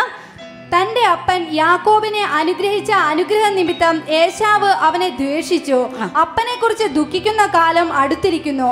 അപ്പോൾ ഞാൻ എൻ്റെ സഹോദരനായ യാക്കോബിനെ കൊല്ലും എന്ന് ഏശാവ് ഹൃദയത്തിൽ പറഞ്ഞു. ഹല്ലേലൂയ. ഏശാവ് പറയുകയാണ്, ഞാൻ യാക്കോബിനെ, അപ്പം മരിക്കാറായി, അപ്പം മരിച്ചു കഴിഞ്ഞാൽ യാക്കോബിനെ തട്ടിക്കളയും. പ്രിയമുള്ളവരെ, നമ്മൾ തട്ടിച്ചോ വെട്ടിച്ചോ എന്തുണ്ടാക്കിയാലും അത് നമുക്ക് സ്വസ്ഥതയും സമാധാനവും ജീവിതത്തിൽ ഒരിക്കലും കൊണ്ടുവരികയില്ല എന്ന് മനസ്സിലാക്കണം. യാക്കോബ് ശ്രമിച്ചതായിരുന്നു, പറ്റിച്ചെടുക്കാം, ചേട്ടനെ പറ്റിച്ചെടുക്കാം, അപ്പനെ പറ്റിച്ചെടുക്കാം. പക്ഷെ പിന്നെ അവൻ്റെ ജീവിതത്തിൽ സ്വസ്ഥമായിരിക്കാൻ അവന് സാധിച്ചില്ല. നമ്മുടെ ജീവിതത്തിൽ നമുക്ക് അവകാശപ്പെടാത്തത് ഒന്നും തട്ടിച്ചെടുക്കാൻ ആരും ശ്രമിക്കരുത്. ഉപായത്തിൽ സമ്പാദിച്ചതൊന്നും നമുക്ക് ഒരിക്കലും മനസമാധാനം തരികയില്ല എന്ന് എപ്പോഴും ഓർത്തേണം. അന്ന് അവൻ്റെ ഓട്ടം തുടങ്ങി. റിബേക്ക വിളിച്ചു, അവനെ മകനെ വിളിച്ചിട്ട് പറഞ്ഞു, റിബേക്കയ്ക്ക് യാക്കോബിനോട് സ്നേഹ. ഏശാവ് എടുത്തേക്കുന്ന ശബ്ദം അറിഞ്ഞപ്പോൾ പറഞ്ഞു, മോനെ, നീ ഇവിടുന്ന് ഇപ്പം തന്നെ പൊക്കോണം. നിന്റെ ജ്യേഷ്ഠൻ്റെ സ്വഭാവം നിനക്കറിയാം. അവൻ വേട്ടക്കാരനാണ്, അവൻ്റെ കയ്യിൽ ആയുധങ്ങളുണ്ട്. തക്കം കിട്ടിയാൽ അവൻ നിന്നെ കൊന്നുകളയും. എൻ്റെ ബ്രദറുണ്ട് പദ്ദനാരാമിൽ, ലാബാൻ എന്ന് പറഞ്ഞ ഒരു ബ്രദറുണ്ട് എനിക്ക്. നീ അങ്ങോട്ട് പൊക്കോ, നീ ഇവിടുന്ന് ഓടിപ്പൊക്കോ എന്ന് പറഞ്ഞിട്ട് റിബേക്ക അവനെ വിടുകയാണ്. യാക്കോബ് ഓടുകയാണ്. താൻ നേടിയെന്ന് ചിന്തിച്ചതൊന്നും അപ്പം യാക്കോബിൻ്റെ കയ്യിലില്ല. ഒരു വടിയുമായിട്ട് അവൻ ഓട്ടം ആരംഭിച്ചു. സ്വസ്ഥതയില്ല. പ്രിയമുള്ളവരെ, നമ്മുടെ സ്വന്തം ബുദ്ധിയിൽ കാര്യങ്ങൾ ചെയ്യാൻ ശ്രമിക്കുമ്പോഴുണ്ടല്ലോ നമ്മളുടെ ജീവിതം താളം തെറ്റുന്നതായിട്ട് തോന്നും. എന്നാൽ ദൈവത്തെ നമ്മുടെ ജീവിതത്തിൽ പ്രവർത്തിക്കാൻ അനുവദിക്കുമ്പോൾ അത് നേരെയാകുന്നതായിട്ട് കാണാൻ സാധിക്കും. യാക്കോബ് സ്വന്തം ബുദ്ധിയിൽ ഉപായത്താൽ നേടാൻ ശ്രമിച്ചു. ചിലതൊക്കെ നേടിയെന്ന് ചിന്തിച്ചു. പക്ഷെ അല്പം കഴിയുന്നതിന് മുമ്പ് യാക്കോബ് തിരിച്ചറിഞ്ഞു തൻ്റെ ജീവിതത്തിൽ ഓരോന്ന് നഷ്ടപ്പെട്ടുകൊണ്ടിരിക്കുകയാണെന്ന്. യാക്കോബ് ഓടുവാൻ തുടങ്ങി. അമ്മ പറഞ്ഞതുപോലെ പദ്ദനാരാമിൽ റിബേക്കയുടെ ആങ്ങളയായ ലാബാൻ ഉണ്ടെന്ന് അറിയാം. അവൻ ഓടാൻ തുടങ്ങി. പക്ഷേ അതിൻ്റെ ഇടയ്ക്ക് ഒരു സ്ഥലത്തെത്തിയപ്പം ക്ഷീണം കാരണം യാക്കോബ് ഒന്ന് ഉറങ്ങിപ്പോയി. അവിടെ വീട്ടിലത്തെ പോലെ തലേണയൊന്നുമില്ല. യാക്കോബ് ഉറങ്ങാനായിട്ട് ആരംഭിച്ചു. And next line. ഉറങ്ങാനായിട്ട് ഒരു കല്ലെടുത്ത് വെച്ചു. കല്ല് തലേണയാക്കി വെച്ചിട്ട് യാക്കോബ് അവിടെ കിടന്നുറങ്ങുക. എല്ലാം നഷ്ടപ്പെട്ടവൻ്റെ ഒരു വേദന അവൻ്റെ മനസ്സിലുണ്ട്. പക്ഷെ അപ്പോഴും ആ ഉപായ സ്വഭാവം വിട്ടിട്ടില്ല. ഇങ്ങനെ ഉറങ്ങിക്കിടക്കുന്ന സമയത്ത് യാക്കോബ് ഒരു ദർശനം കാണുകയാണ്.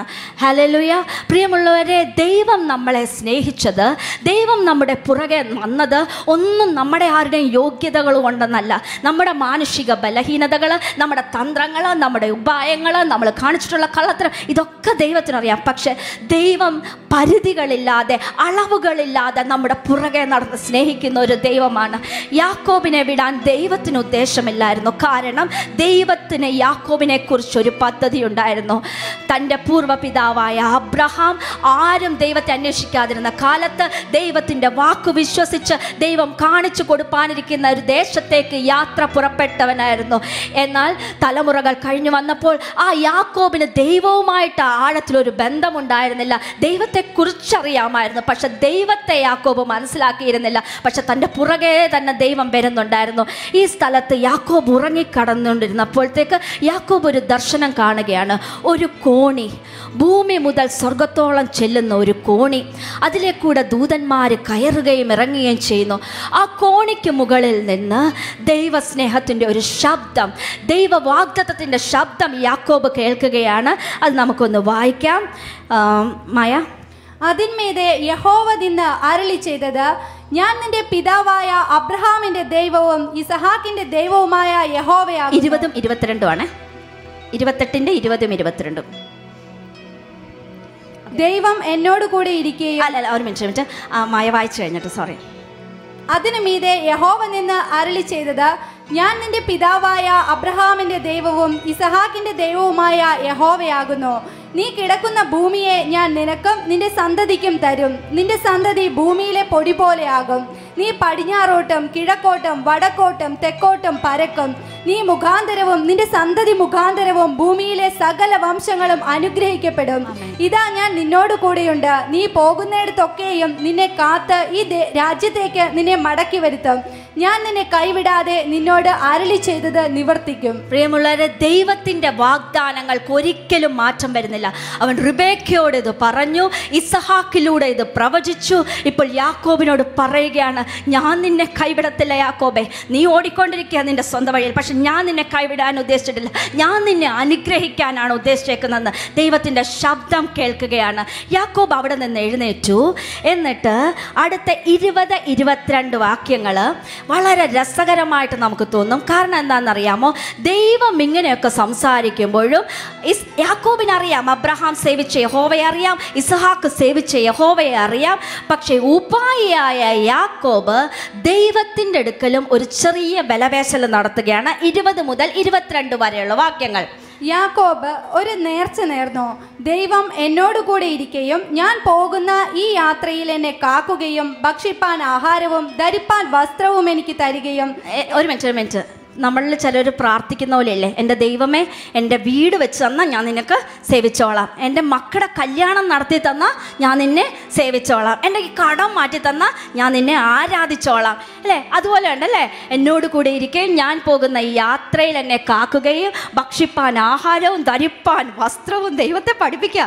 ഇതൊക്കെ ചെയ്താൽ അടുത്തത് 21 എനിക്ക് തരികയും എന്നെ എൻ്റെ അപ്പൻ്റെ വീട്ടിലേക്ക് സൗഖ്യത്തോടെ മടക്കി വരുത്തുകയും. അവിടെ ഒരാൾ എന്നെ കൊല്ലാനിരിപ്പുണ്ട്, ഞാൻ തിരിച്ചു ചെല്ലുമ്പം അവിടെ സൗഖ്യത്തോടെ എന്നെ എത്തിക്കുകയും ചെയ്താൽ യഹോവ എനിക്ക് ദൈവമായിരിക്കും. ചെയ്യുമെങ്കിൽ യഹോവ എനിക്ക് ദൈവമായിരിക്കും. എന്താ കമ്മിറ്റ്മെന്റ് എന്ന് നോക്കിക്കേ പ്രിയമുള്ളവരെ. നമ്മൾ ചിലർ ഇതുപോലെയൊക്കെ അല്ലേ, സഭായോഗത്തിനൊക്കെ വരും, ക്രിസ്ത്യാനിന്നൊക്കെ പേരുണ്ട്, പക്ഷെ ഇതുപോലെ ദൈവവുമായിട്ട് കണ്ടീഷൻ വെച്ചുള്ളൊരു പോക്ക്. പ്രിയമുള്ളവരെ, ദൈവവുമായിട്ടുള്ളൊരു യഥാർത്ഥ കമ്മിറ്റ്മെൻറ്റിലേക്ക് വരണം. ഇന്നതൊക്കെ ചെയ്തു തന്നാൽ നീ എൻ്റെ ദൈവമായിരിക്കുമെന്ന് പറയുന്ന യാക്കോബിനെ പോലെ ആവരുതേ. പക്ഷേ യാക്കോബിനെ കൊണ്ട് ദൈവം അത് മാറ്റി പറയിച്ചു കേട്ടോ. നമ്മളതാ നോക്കാൻ പോകുന്നത്. അങ്ങനെ ഒരു കമ്മിറ്റ്മെൻറ്റ് ലെവലിലേക്ക് നമ്മൾ വരാനിടയാകണം. യാക്കോബ് ഒരു നേർച്ച നേർന്നു. യാക്കോബ് ഉണ്ടല്ലോ, ആ സ്ഥലത്തിനൊരു പേരും ഇട്ടു, ബെഥേൽ. ബെഥേലിൽ വെച്ച് യാക്കോബ് ദൈവത്തെ ഒന്ന് ഒരു ചെറുതായിട്ടൊക്കെ ഒന്ന് മനസ്സിലാക്കി യാക്കോബ് മുമ്പോട്ട് പോവുകയാണ്. പിന്നെയും യാക്കോബ് ഓടാൻ തുടങ്ങി. ഓടി അവസാനം പദ്ദനാരാമിച്ചെന്നു. അവിടെ ആരാ ഉള്ളത്? റിബേക്കയുടെ സഹോദരനുണ്ട്, ലാബാനുണ്ട്. പദ്ദനാരാമിച്ചെന്ന് അന്വേഷിക്കുകയാണ്. ഈ ലാബാനെ കുറിച്ച് വല്ലോ അറിവുണ്ടോ എന്ന് ചോദിച്ചപ്പം നേരെ മുമ്പിൽ, ഞാൻ ആ എല്ലാ ഭാഗവും വിശദീകരിക്കുന്നില്ല, നേരെ മുമ്പിൽ വന്നുപെട്ടു സുന്ദരിയായ ലാബാൻ്റെ മകൾ റാഹേൽ. റാഹേൽ എന്ത് ചെയ്തെന്ന് വെച്ചിട്ടുണ്ടെങ്കിൽ യാക്കോബിനെയും കൂട്ടി തൻ്റെ അപ്പൻ്റെ അടുക്കൽ കൊണ്ടുവന്നു. ഉൽപ്പത്തി പുസ്തകം 29 അധ്യായം 13 മുതൽ 18 വരെയുള്ള വാക്യങ്ങൾ നമുക്ക് വായിക്കാം. അതിനു മുമ്പ് ഞാനൊന്ന് പറയട്ടെ. നമ്മുടെ നാടൻ ഭാഷയിൽ പറയും, പൊട്ടനെ ചെട്ടി ചതിച്ചാൽ ചെട്ടിയെ ദൈവം ചതിക്കും, അല്ലേ? എല്ലാവരെയും, അപ്പനെ ജ്യേഷ്ഠനെ എല്ലാം നന്നായിട്ട് പറ്റിച്ചിട്ട് ഓടി വരിക. ആരുടെ അടുക്കൽ? ഉപായി അല്ല, ഉപ്പുപ്പായിയായ ലാബാൻ്റെ അടുക്കലോട്ടാണ് വന്നത്. നോക്കാം. ലാബാൻ തന്റെ സഹോദരിയുടെ മകനായ യാക്കോബിന്റെ വസ്തുത കേട്ടപ്പോൾ അവനെ എതിരേൽപ്പാൻ ഓടിച്ചെന്ന് അവനെ ആലിംഗനം ചെയ്ത് ചുംബിച്ച് വീട്ടിൽ കൂട്ടിക്കൊണ്ടുപോയി. ആ ചുംബനം ഒരു വല്ലാത്ത ചുംബനമായിരുന്നു. ചില ചുംബനങ്ങൾ സൂക്ഷിച്ചാണ്. 14 വർഷം അടിമയാക്കാനുള്ള ഒരു ചുംബിച്ചത്. ഓക്കെ, അവൻ ലാബാനോട് വിവരമൊക്കെയും പറഞ്ഞു. ലാബാൻ അവനോട്, നീ എന്റെ അസ്ഥിയും മാംസവും തന്നെ എന്ന് പറഞ്ഞു. ഒരു മിനിറ്റ്, വിവരമൊക്കെ പറഞ്ഞു. ഞാൻ എൻ്റെ ചേട്ടനെ പറ്റിച്ചു, അപ്പനെ പറ്റിച്ചു, ഇതൊക്കെ പറഞ്ഞപ്പോൾ ലാബാൻ ഉള്ളിച്ചിരിക്കുക. ഞാൻ നിന്നെ ഇനി പറ്റിക്കാൻ പോണേ ഉള്ളു മോനെ എന്ന്. പുള്ളിയുടെ മനസ്സിലും ലഡ്ഡു പൊട്ടി, എനിക്ക് ചേരുന്നത്. അതുകൊണ്ട് പറഞ്ഞു, നീ എൻ്റെ അസ്ഥിയും എൻ്റെ മാംസവും, നമ്മൾ രണ്ടും കൂടെ ചേർന്ന എന്തായിരിക്കും ബിസിനസ്? ഉപായികൾ ചേർന്ന. ഓക്കെ, ലാബാൻ പറഞ്ഞു, എൻ്റെ അസ്ഥിയുടെ അസ്ഥിയും മാംസത്തിൻ്റെ മാംസവും. ഓക്കെ, ലാബാൻ പറഞ്ഞു. ഓക്കെ, 18 വരെ വയ്ക്കാം. അവൻ ഒരു മാസക്കാലം അവന്റെ അടുക്കൽ പാർത്തു. പിന്നെ ലാബാൻ ഒരു മാസക്കാലത്തിൻ്റെ ഇടയ്ക്ക് ഒരു യാക്കോബിൻ്റെ മനസ്സിലും ഒരു ലഡ്ഡു പൊട്ടി. നേരത്തെ വന്ന ഒരു സുന്ദരിയായ ഒരു കൊച്ചുണ്ടായിരുന്നു അവിടെ. നോക്കാം. ഓക്കെ, പിന്നെ ലാബാൻ യാക്കോബിനോട്, നീ എൻ്റെ സഹോദരനാകൊണ്ട് വെറുതെ എന്നെ സേവിക്കാമോ? നിനക്ക് എന്ത് പ്രതിഫലം വേണം? എന്നോട് പറക എന്ന് പറഞ്ഞു. എന്നാൽ ലാബാന് 2 പുത്രിമാർ ഉണ്ടായിരുന്നു. മൂത്തവൾക്ക് ലേയ എന്നും ഇളയവൾക്ക് റാഹേൽ എന്നും പേർ. ലേയയുടെ കണ്ണ് ശോഭ കുറഞ്ഞതായിരുന്നു, റാഹേലോ സുന്ദരിയും മനോഹര രൂപിണിയുമായിരുന്നു. യാക്കോബ് റാഹേലിനെ സ്നേഹിച്ചു. നിന്റെ ഇളയ മകൾ റാഹേലിന് വേണ്ടി ഞാൻ 7 സംവത്സരം നിന്നെ സേവിക്കാം എന്ന് പറഞ്ഞു. ലാബാൻ്റെ പിക്ചർ വന്നിട്ട് ഇതാണ് ഞാൻ പറഞ്ഞ പുള്ളി. എൻ്റെ അസ്ഥിയുടെ അസ്ഥിയും മാംസത്തിൻ്റെ മാംസം എന്നൊക്കെ യാക്കോബിനോട് പറഞ്ഞ പാർട്ടി. ഓക്കെ, നമ്മൾ ഒരേ സ്വഭാവമായ യാക്കോബെന്ന് ഉള്ളി പറഞ്ഞയാൾ പറഞ്ഞു, നീ എനിക്ക് വേണ്ടി പണിയെടുത്തു, പക്ഷെ നിനക്ക് പ്രതിഫലമൊക്കെ കിട്ടും. നിനക്ക് എന്ത് പ്രതിഫലം വേണം? നീ പറ, ഞാനത് തരാമെന്ന് പറഞ്ഞു. യാക്കോബ് രോഗി ഇച്ഛിച്ചതും വൈദ്യൻ കൽപ്പിച്ചതും പാല്. യാക്കോബ് പറഞ്ഞു, നിൻ്റെ ഇളയ മോളുണ്ടല്ലോ, മൂത്തവള് ലേയ, അവളെ കാണാൻ വലിയ ഭംഗിയില്ല, കണ്ണിന് ശോഭ കുറഞ്ഞതാ, കാഴ്ച കുറവുണ്ടായിരുന്നു. രണ്ടാമത്തവള് സുന്ദരിയായ റാഹേൽ. യാക്കോബ് പറഞ്ഞു, നിൻ്റെ ആ രണ്ടാമത്തെ മോളുണ്ടല്ലോ റാഹേലിന് വേണ്ടിയിട്ട് ഞാൻ പണി ചെയ്തോളാം, 7 വർഷം ഞാൻ പണി ചെയ്തോളാം എന്ന് സമ്മതിച്ചു. ഓക്കെ, യാക്കോബ് പണിയെടുക്കാൻ തുടങ്ങി. വേദപുസ്തകത്തിൽ ഇങ്ങനെയാണ് എഴുതി വെച്ചിരിക്കുന്നത്, യാക്കോബ് റാഹേലിനെ സ്നേഹിച്ചതുകൊണ്ട് ആ 7 വർഷം അല്പകാലം മാത്രം പോലെ തോന്നിയെന്ന്. സ്നേഹിച്ചിട്ടുള്ളവരോട് ചോദിച്ചാൽ അറിയാം, അത് വളരെ ഷോർട്ട് ടൈം. പണിയെടുത്തതൊന്നും ഒരു പ്രശ്നമായിട്ടേ തോന്നിയില്ല യാക്കോബിന്. അതൊന്നും വെയിൽ കൊള്ളുന്നതോ മരുഭൂമി കിടക്കുന്ന ഒന്നുമില്ല. അതെല്ലാം റാഹേലിന് വേണ്ടി സഹിച്ചു. 7 വർഷം പണിയെടുക്കുക. ഒരു വലിയ ഉപായിയുടെ കീഴിൽ 7 വർഷം ഈ ഉപായി പണിയെടുക്കുകയാണ്. 7 വർഷം കഴിഞ്ഞപ്പം യാക്കോബ് പയ്യെ ലാബാൻ്റെ അടുക്ക ചെന്നു. ലാബാനെ, പറഞ്ഞ പോലെ എല്ലായല്ലോ, 7 വർഷം ഞാൻ പണിയെടുത്തു, എനിക്കിനി ഞാൻ പറഞ്ഞ കാര്യം ചെയ്തു തരണം, റാഹേലിനെ എനിക്ക് കല്യാണം കഴിച്ചു തരണം. ലാബാൻ പറഞ്ഞു, അതിനെന്താ, നമുക്ക് നല്ല വിരുന്നൊക്കെ കഴിച്ച് 7 ദിവസത്തെ അടിപൊളി പരിപാടിയാണ്. 7 ദിവസം കല്യാണ സദ്യ നടത്തുന്നത്. ആ പരിപാടിയൊക്കെ നടത്താം, ഞാൻ കല്യാണം കഴിപ്പിച്ചു തരാമെന്ന് പറഞ്ഞു. യാക്കോബിന് സന്തോഷമായി. മണവാളൻ ഒരുങ്ങുന്ന എല്ലാ എന്തൂസിയാസത്തോടും കൂടെ ഒരുങ്ങി കല്യാണമൊക്കെ വന്നു. കല്യാണം കഴിക്കാനായിട്ട് മുമ്പിൽ പെണ്ണിനെ കൊണ്ട് നിർത്തി. ഓക്കെ, ഇതുപോലെ വെയിലൊക്കെ ഇട്ട് പെണ്ണ് വന്ന് മുമ്പിൽ നിന്നു. നമ്മുടെ ഇടയിലും ഉണ്ടല്ലേ വെയിലൊക്കെ ഇട്ട് വന്നിരിക്കുന്നത്. ഇനി ഞാനൊരു കാര്യം പറയാം, ഇനി വെയിലൊക്കെ ഒന്ന് പൊക്കി നോക്കിക്കണം, കണ്ട പെണ്ണ് തന്നെയാണോ നിൽക്കുന്നതെന്നൊക്കെ. ഓക്കെ, അന്നത് പൊക്കാൻ നിവർത്തിയില്ലായിരുന്നു. കല്യാണമൊക്കെ കഴിച്ചു. ചേച്ചി അനിയത്തി ആയതുകൊണ്ട് ഏകദേശം രൂപമൊക്കെ ഒരുപോലെ ആയിരുന്നെന്നാണ് ഞാൻ വിചാരിക്കുന്നത്. ഓക്കെ, പുള്ളി കല്യാണം കഴിച്ചു, സന്തോഷമായി. മിണ്ടാൻ പോലും നേരം കിട്ടിയില്ല. രാത്രി കഴിഞ്ഞു, രാവിലെയായി. എൻ്റെ സുന്ദരിയായ റാഹേലേ എന്ന് പറഞ്ഞ് പുറ്റ പൊക്ക് കണ്ടതാരണ മുഖ ലേയ. എൻ്റെ ദൈവമേ, ഞാൻ ഓർക്കുകയാണ് പണ്ട് ആ ഏശാവിൻ്റെ മുഖം ഇതുപോലെ മാറിക്കാണും ഇവൻ ഈ പണി തന്നപ്പം. അപ്പനും ഇതുപോലെ വേദനിച്ചിട്ടുണ്ടാവില്ലേ? അതിൻ്റെ അപ്പുറത്തെ പണി കിട്ടി. 7 വർഷം, മറ്റേതൊരു പായസം ഉണ്ടാക്കിയ വിഷമം ഉണ്ടായിരുന്നുള്ളൂ. 7 വർഷം പണിയെടുത്തിട്ട് സ്നേഹിച്ചതിനെ കിട്ടാതെ കിട്ടിയതാട്ടെ. പക്ഷെ വിട്ടില്ല, നേരെ ചെന്നു ലാബാൻ്റെ അടുക്കെ. നീ എന്നാ പണിയായി കാണിച്ചോന്ന് ചോദിച്ചു.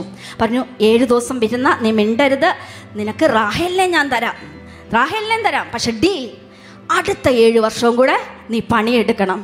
സ്നേഹിച്ചതല്ലേ? Love is blind, very very blind. പിന്നെ 7 വർഷം പണിയെടുക്കാൻ തുടങ്ങി, മാടുപോലെ പണിയെടുക്കാൻ തുടങ്ങി. പണിയെടുത്ത് പക്ഷെ കിട്ടി കേട്ടോ. മുമ്പിലത്തെ പിക്ചർ. ആൻഡ് റാഹേലിനെയും സ്വന്തമാക്കി. റാഹേലിനെയും കിട്ടി കേട്ടോ. ഓക്കെ, റാഹേലിനെയും കിട്ടി, ലേയും കിട്ടി, എല്ലാം കിട്ടി, ഒരുവിധം സെറ്റിലായി. പക്ഷേ ദൈവം പ്രോമിസ് ചെയ്തത് ഈ ഉബായിയോടാണെങ്കിലും അതങ്ങനെ തന്നെ നടന്നു കേട്ടോ. ദൈവം പറഞ്ഞു, നീ തൊടുന്നതെല്ലാം അനുഗ്രഹിക്കപ്പെടുമെന്ന്. ഈ ലാബാൻ യാക്കോബ് വരുന്നത് വരെ അത്ര ധനികനൊന്നും അല്ലായിരുന്നു. പക്ഷെ യാക്കോബ് വന്ന സമയം തൊട്ട് ലാബാൻ ഒരു കാര്യം ശ്രദ്ധിക്കാൻ തുടങ്ങി. ആടുമാടുകൾ വർദ്ധിക്കുന്നു, കോലാട്ടുകൊറ്റനൊക്കെ അവരൊക്കെ വർദ്ധിക്കുന്നു, എല്ലാം സമ്പത്ത് വളരെയധികം ഉണ്ടാകുന്നു. ലാബാൻ ഒരു കാര്യം മനസ്സിലായി. ഒരു ഐശ്വര്യലക്ഷ്മി എന്നൊക്കെ പറയുന്ന പോലത്തെ സാധനം ഇല്ലേ, അതുപോലത്തെ ഒരു സാധനമായി യാക്കോബ്.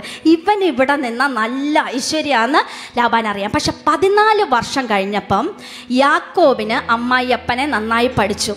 ഇവിടെ നിന്നാൽ ഇങ്ങേരൻ്റെ തലയും കൊണ്ടേ പോവുള്ളെന്ന് യാക്കോബിന് മനസ്സിലായി. പയ്യെ അമ്മായിയപ്പനോട് എന്നിട്ട് പറഞ്ഞു, അമ്മായിയപ്പ, 14 ഇത്രയും വർഷം ഞാൻ സേവിച്ചു, ഇനി ഞാൻ എൻ്റെ സ്വന്തം കുടുംബത്തിന് വേണ്ടിയും കൂടെ കരുതണ്ടേ, അതുകൊണ്ട് ഞാൻ പിരിയുകയാണെന്ന് പറഞ്ഞപ്പം അമ്മായിയപ്പൻ വിടുവോ? എൻ്റെ പൊന്നു മോനെ, നീ പോകല്ലേടാന്ന് പറഞ്ഞ് നേരത്തെ കൊടുത്തതിൻ്റെ ഒരു ഡബിൾ ചുംബനം കൊടുത്തു. യാക്കോബ് പറഞ്ഞു, അത് ശരിയാവില്ല, എനിക്ക് പോകണമെന്ന് പറഞ്ഞു കഴിഞ്ഞപ്പോഴത്തേക്ക് ലാബാൻ ശ്രദ്ധിച്ച കാര്യം, ആ സമയമായപ്പോഴത്തേക്ക് യാക്കോബിൻ്റെ കയ്യിലാണ് സ്വത്ത് കൂടുതൽ. അതെങ്ങനെയും തട്ടി തൻ്റെ ആൺമക്കൾക്ക് കൊടുക്കണമെന്ന് ലാബാൻ ചിന്തിക്കാൻ തുടങ്ങി. ഞാൻ ആ ഭാഗം വായിക്കുന്നില്ല, സമയമില്ലാത്തതുകൊണ്ട് എക്സ്പ്ലെയിൻ ചെയ്യുന്നില്ല, നിങ്ങളത് വായിക്കുക. അവിടെയും യാക്കോബിനൊരു പണി കൊടുത്തിട്ട് യാക്കോബിൻ്റെ ആടുകളെയും മാടുകളെയും എല്ലാം തട്ടിയെടുക്കാനായിട്ട് ലാബാൻ ഒരു ശ്രമം നടത്തി. പക്ഷെ ദൈവത്തിൻ്റെ കരം പ്രവർത്തിച്ചു. അത് കാരണം എന്ത് സംഭവിച്ചു എന്നറിയാമോ? ആ ഭാഗം ഞാൻ എക്സ്പ്ലെയിൻ ചെയ്യാതെ വിടുകയാണ്. യാക്കോബ് അവിടെ നിന്ന് പോകാൻ സമയമായപ്പോൾ 30-ാം വാക്യം 43-ാം വാക്യം ഒന്ന് വായിക്കാമോ? 30-ാം അധ്യായം 43-ാം വാക്യം. അവൻ മഹാസമ്പന്നനായി, യാക്കോബ് മഹാസമ്പന്നനായി, അവന് വളരെ ആടുകളും ദാസന്മാരും ഒട്ടകങ്ങളും കഴുതകളും ഉണ്ടാകുകയും ചെയ്തു. ഓക്കെ, ഇതാണ് സംഭവിച്ചത്. അതിൻ്റെ ഇടയിലത്തെ ഭാഗം നിങ്ങൾ വീട്ടിൽ ചെന്ന് വായിച്ചു നോക്കുക. യാക്കോബ് വളരെ ധനികനായിട്ട് തീർന്നു. ലാബാനോട് ടാറ്റ പറയാനായിട്ടൊക്കെ തീരുമാനിച്ചു. അതിന് മറ്റൊരു കാരണവും കൂടെ ഉണ്ട്. 31-ാം അധ്യായം 1-2 വാക്യങ്ങൾ കൂടെ വായിക്കുക. അമ്മായിയപ്പൻ്റെ ശല്യം മാത്രമല്ല, അളിയന്മാരുടെ ശല്യവും തുടങ്ങി. 31-ന്റെ 1-2. എന്നാൽ ഞങ്ങളുടെ അപ്പനുള്ളതൊക്കെയും യാക്കോബ് എടുത്തു കളഞ്ഞു, ഞങ്ങളുടെ അപ്പന്റെ വക കൊണ്ട് അവൻ ഈ ധനമൊക്കെയും സമ്പാദിച്ചു എന്ന് ലാബാന്റെ പുത്രന്മാർ പറഞ്ഞ വാക്കുകളെ അവൻ കേട്ടു. യാക്കോബ് ലാബാന്റെ മുഖത്ത് നോക്കി, അറേ അത് തന്റെ നേരെ മുമ്പ് ഇരുന്നത് പോലെ അല്ല എന്ന് കണ്ടു. യാക്കോബിന്റെ അവസ്ഥ നിങ്ങളിപ്പോൾ ഒന്ന് ചിന്തിക്കുക. പോകാറായി എന്ന് പറഞ്ഞപ്പോഴത്തേക്ക് അളിയന്മാര് പറയുകയാണ്, ഞങ്ങളുടെ അപ്പന്റെ ഇതുകൊണ്ടാണ് ഇവൻ സമ്പന്നനായേക്കുന്നത്, അധികം നാൾ കഴിയുന്നതിന് മുമ്പ് യാക്കോബിനെ ഇല്ലാതാക്കി കളയവന്മാര്. അത് പറഞ്ഞു. യാക്കോബ് ലാബാന്റെ മുഖത്തോട്ട് നോക്കിയപ്പം അത്രയും നാളും ഉമ്മ തരാൻ വന്ന അമ്മായിയപ്പൻ്റെ മുഖമല്ല, ഇത്രയും നാളും താൻ ആശ്രയിച്ചിരുന്ന ലാബാന്റെ മുഖമല്ല, ആ മുഖം മാറിയിട്ടുണ്ട്. പ്രിയമുള്ളവരെ, ഞാനൊരു കാര്യം പറയാം, മനുഷ്യനിൽ ആശ്രയിക്കുന്നതിനേക്കാൾ യഹോവയിൽ ആശ്രയിക്കുന്നത് നല്ലത്. അത് നിങ്ങളുടെ അപ്പനാണേലും അമ്മായിയപ്പനാണേലും ഭർത്താവാണെങ്കിലും ഭാര്യയാണേലും മക്കളാണെങ്കിലും ഏതാണെങ്കിലും ശരി, അവരുടെ മുഖം ചിലപ്പോൾ ഇടയ്ക്കിടയ്ക്ക് മാറാം, പക്ഷെ മാറാത്ത ഒരു മുഖമുണ്ട്. അവങ്കലേക്ക് നോക്കിയവർ പ്രകാശിതരായി. ഹല്ലേലൂയ. ദൈവത്തിൻ്റെ മുഖം മാറത്തില്ല. അവൻ അനുഗ്രഹിക്കാമെന്ന് പറഞ്ഞിട്ടുണ്ടെങ്കിൽ അനുഗ്രഹിക്കാതെ വിടത്തില്ല. ഹല്ലേലൂയ. ആമേൻ. ഈ മുഖമൊക്കെ മാറിക്കഴിഞ്ഞപ്പം യാക്കോബ് അവസാനത്തെ തീരുമാനം എടുത്തു. ലാബാനോട് പറഞ്ഞു, ഞാൻ പോവുകയാണെന്ന്. അതിൻ്റെ ഇടയ്ക്കും ഒരു സംഭവമുണ്ട്, ഞാൻ ഒറ്റ വാക്കത്തിൽ പറയാം. യാക്കോബിൻ്റെ ഭാര്യയുണ്ടല്ലോ റിബേക്ക, യാക്കോബ് ഉപായിയായിരുന്നെങ്കിൽ അവൾ അതിലും നല്ല ഉപായിയായിരുന്നു. സ്വന്തം അപ്പനിട്ട് നല്ലൊരു പണിയും കൊടുത്തിട്ടാണ് താൻ പോകുന്നത്, അല്ലേ, റാഹേൽ പോകുന്നത്. ഞാനിങ്ങനെ ചിന്തിക്കുകയാണ്, എന്തൊരു കുടുംബം. അമ്മ റിബേക്ക നല്ല ഉപായി, യാക്കോബ് ഇങ്ങനെ പിന്നെ വന്ന ഭാര്യ ലാബാൻ, അങ്ങനെ ഉപായികളുടെ ഒരു കുടുംബം. പക്ഷേ യാക്കോബ് ഇതെല്ലാം വിട്ട് ഇറങ്ങുകയാണ്. ഇനി യാക്കോബിൻ്റെ അവസ്ഥ നോക്കിക്കേ. വന്ന് കയറിയ പദ്ദനാരാമിൽ അവിടെ നിൽക്കാൻ പറ്റില്ല. അമ്മായിയപ്പൻ്റെ മുഖം മാറി, അളിയന്മാരുടെ മുഖം മാറിക്കഴിഞ്ഞു.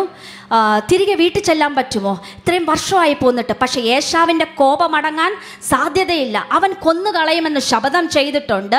തിരികെ ചെല്ലാനും പറ്റത്തില്ല. ഇന്നത്തെ കാലത്തെ പോലെയൊന്നുമല്ല, ഒന്നും അറിയാൻ നിവർത്തിയില്ല. ഏശാവിൻ്റെ മനോഭാവം മാറിയോ ഇല്ലയോ എന്നൊന്നും ഫോൺ വിളിച്ച് ചോദിക്കാനോ മെസ്സേജ് അടിച്ച് ചോദിക്കാനോ ഒന്നും പറ്റത്തില്ല. ഒന്നും അറിയാത്തൊരവസ്ഥ. തൻ്റെ 2 ഭാര്യമാര്, ദാസിമാര്, കുഞ്ഞുങ്ങളുമായിട്ട് യാക്കോബ് ഇറങ്ങുകയാണ്. എന്തൊരവസ്ഥയാണ്! എങ്ങോട്ടാണെന്ന് പോകാൻ അറിയില്ല. കാര്യം തൻ്റെ കയ്യിൽ സ്വത്തുണ്ട്.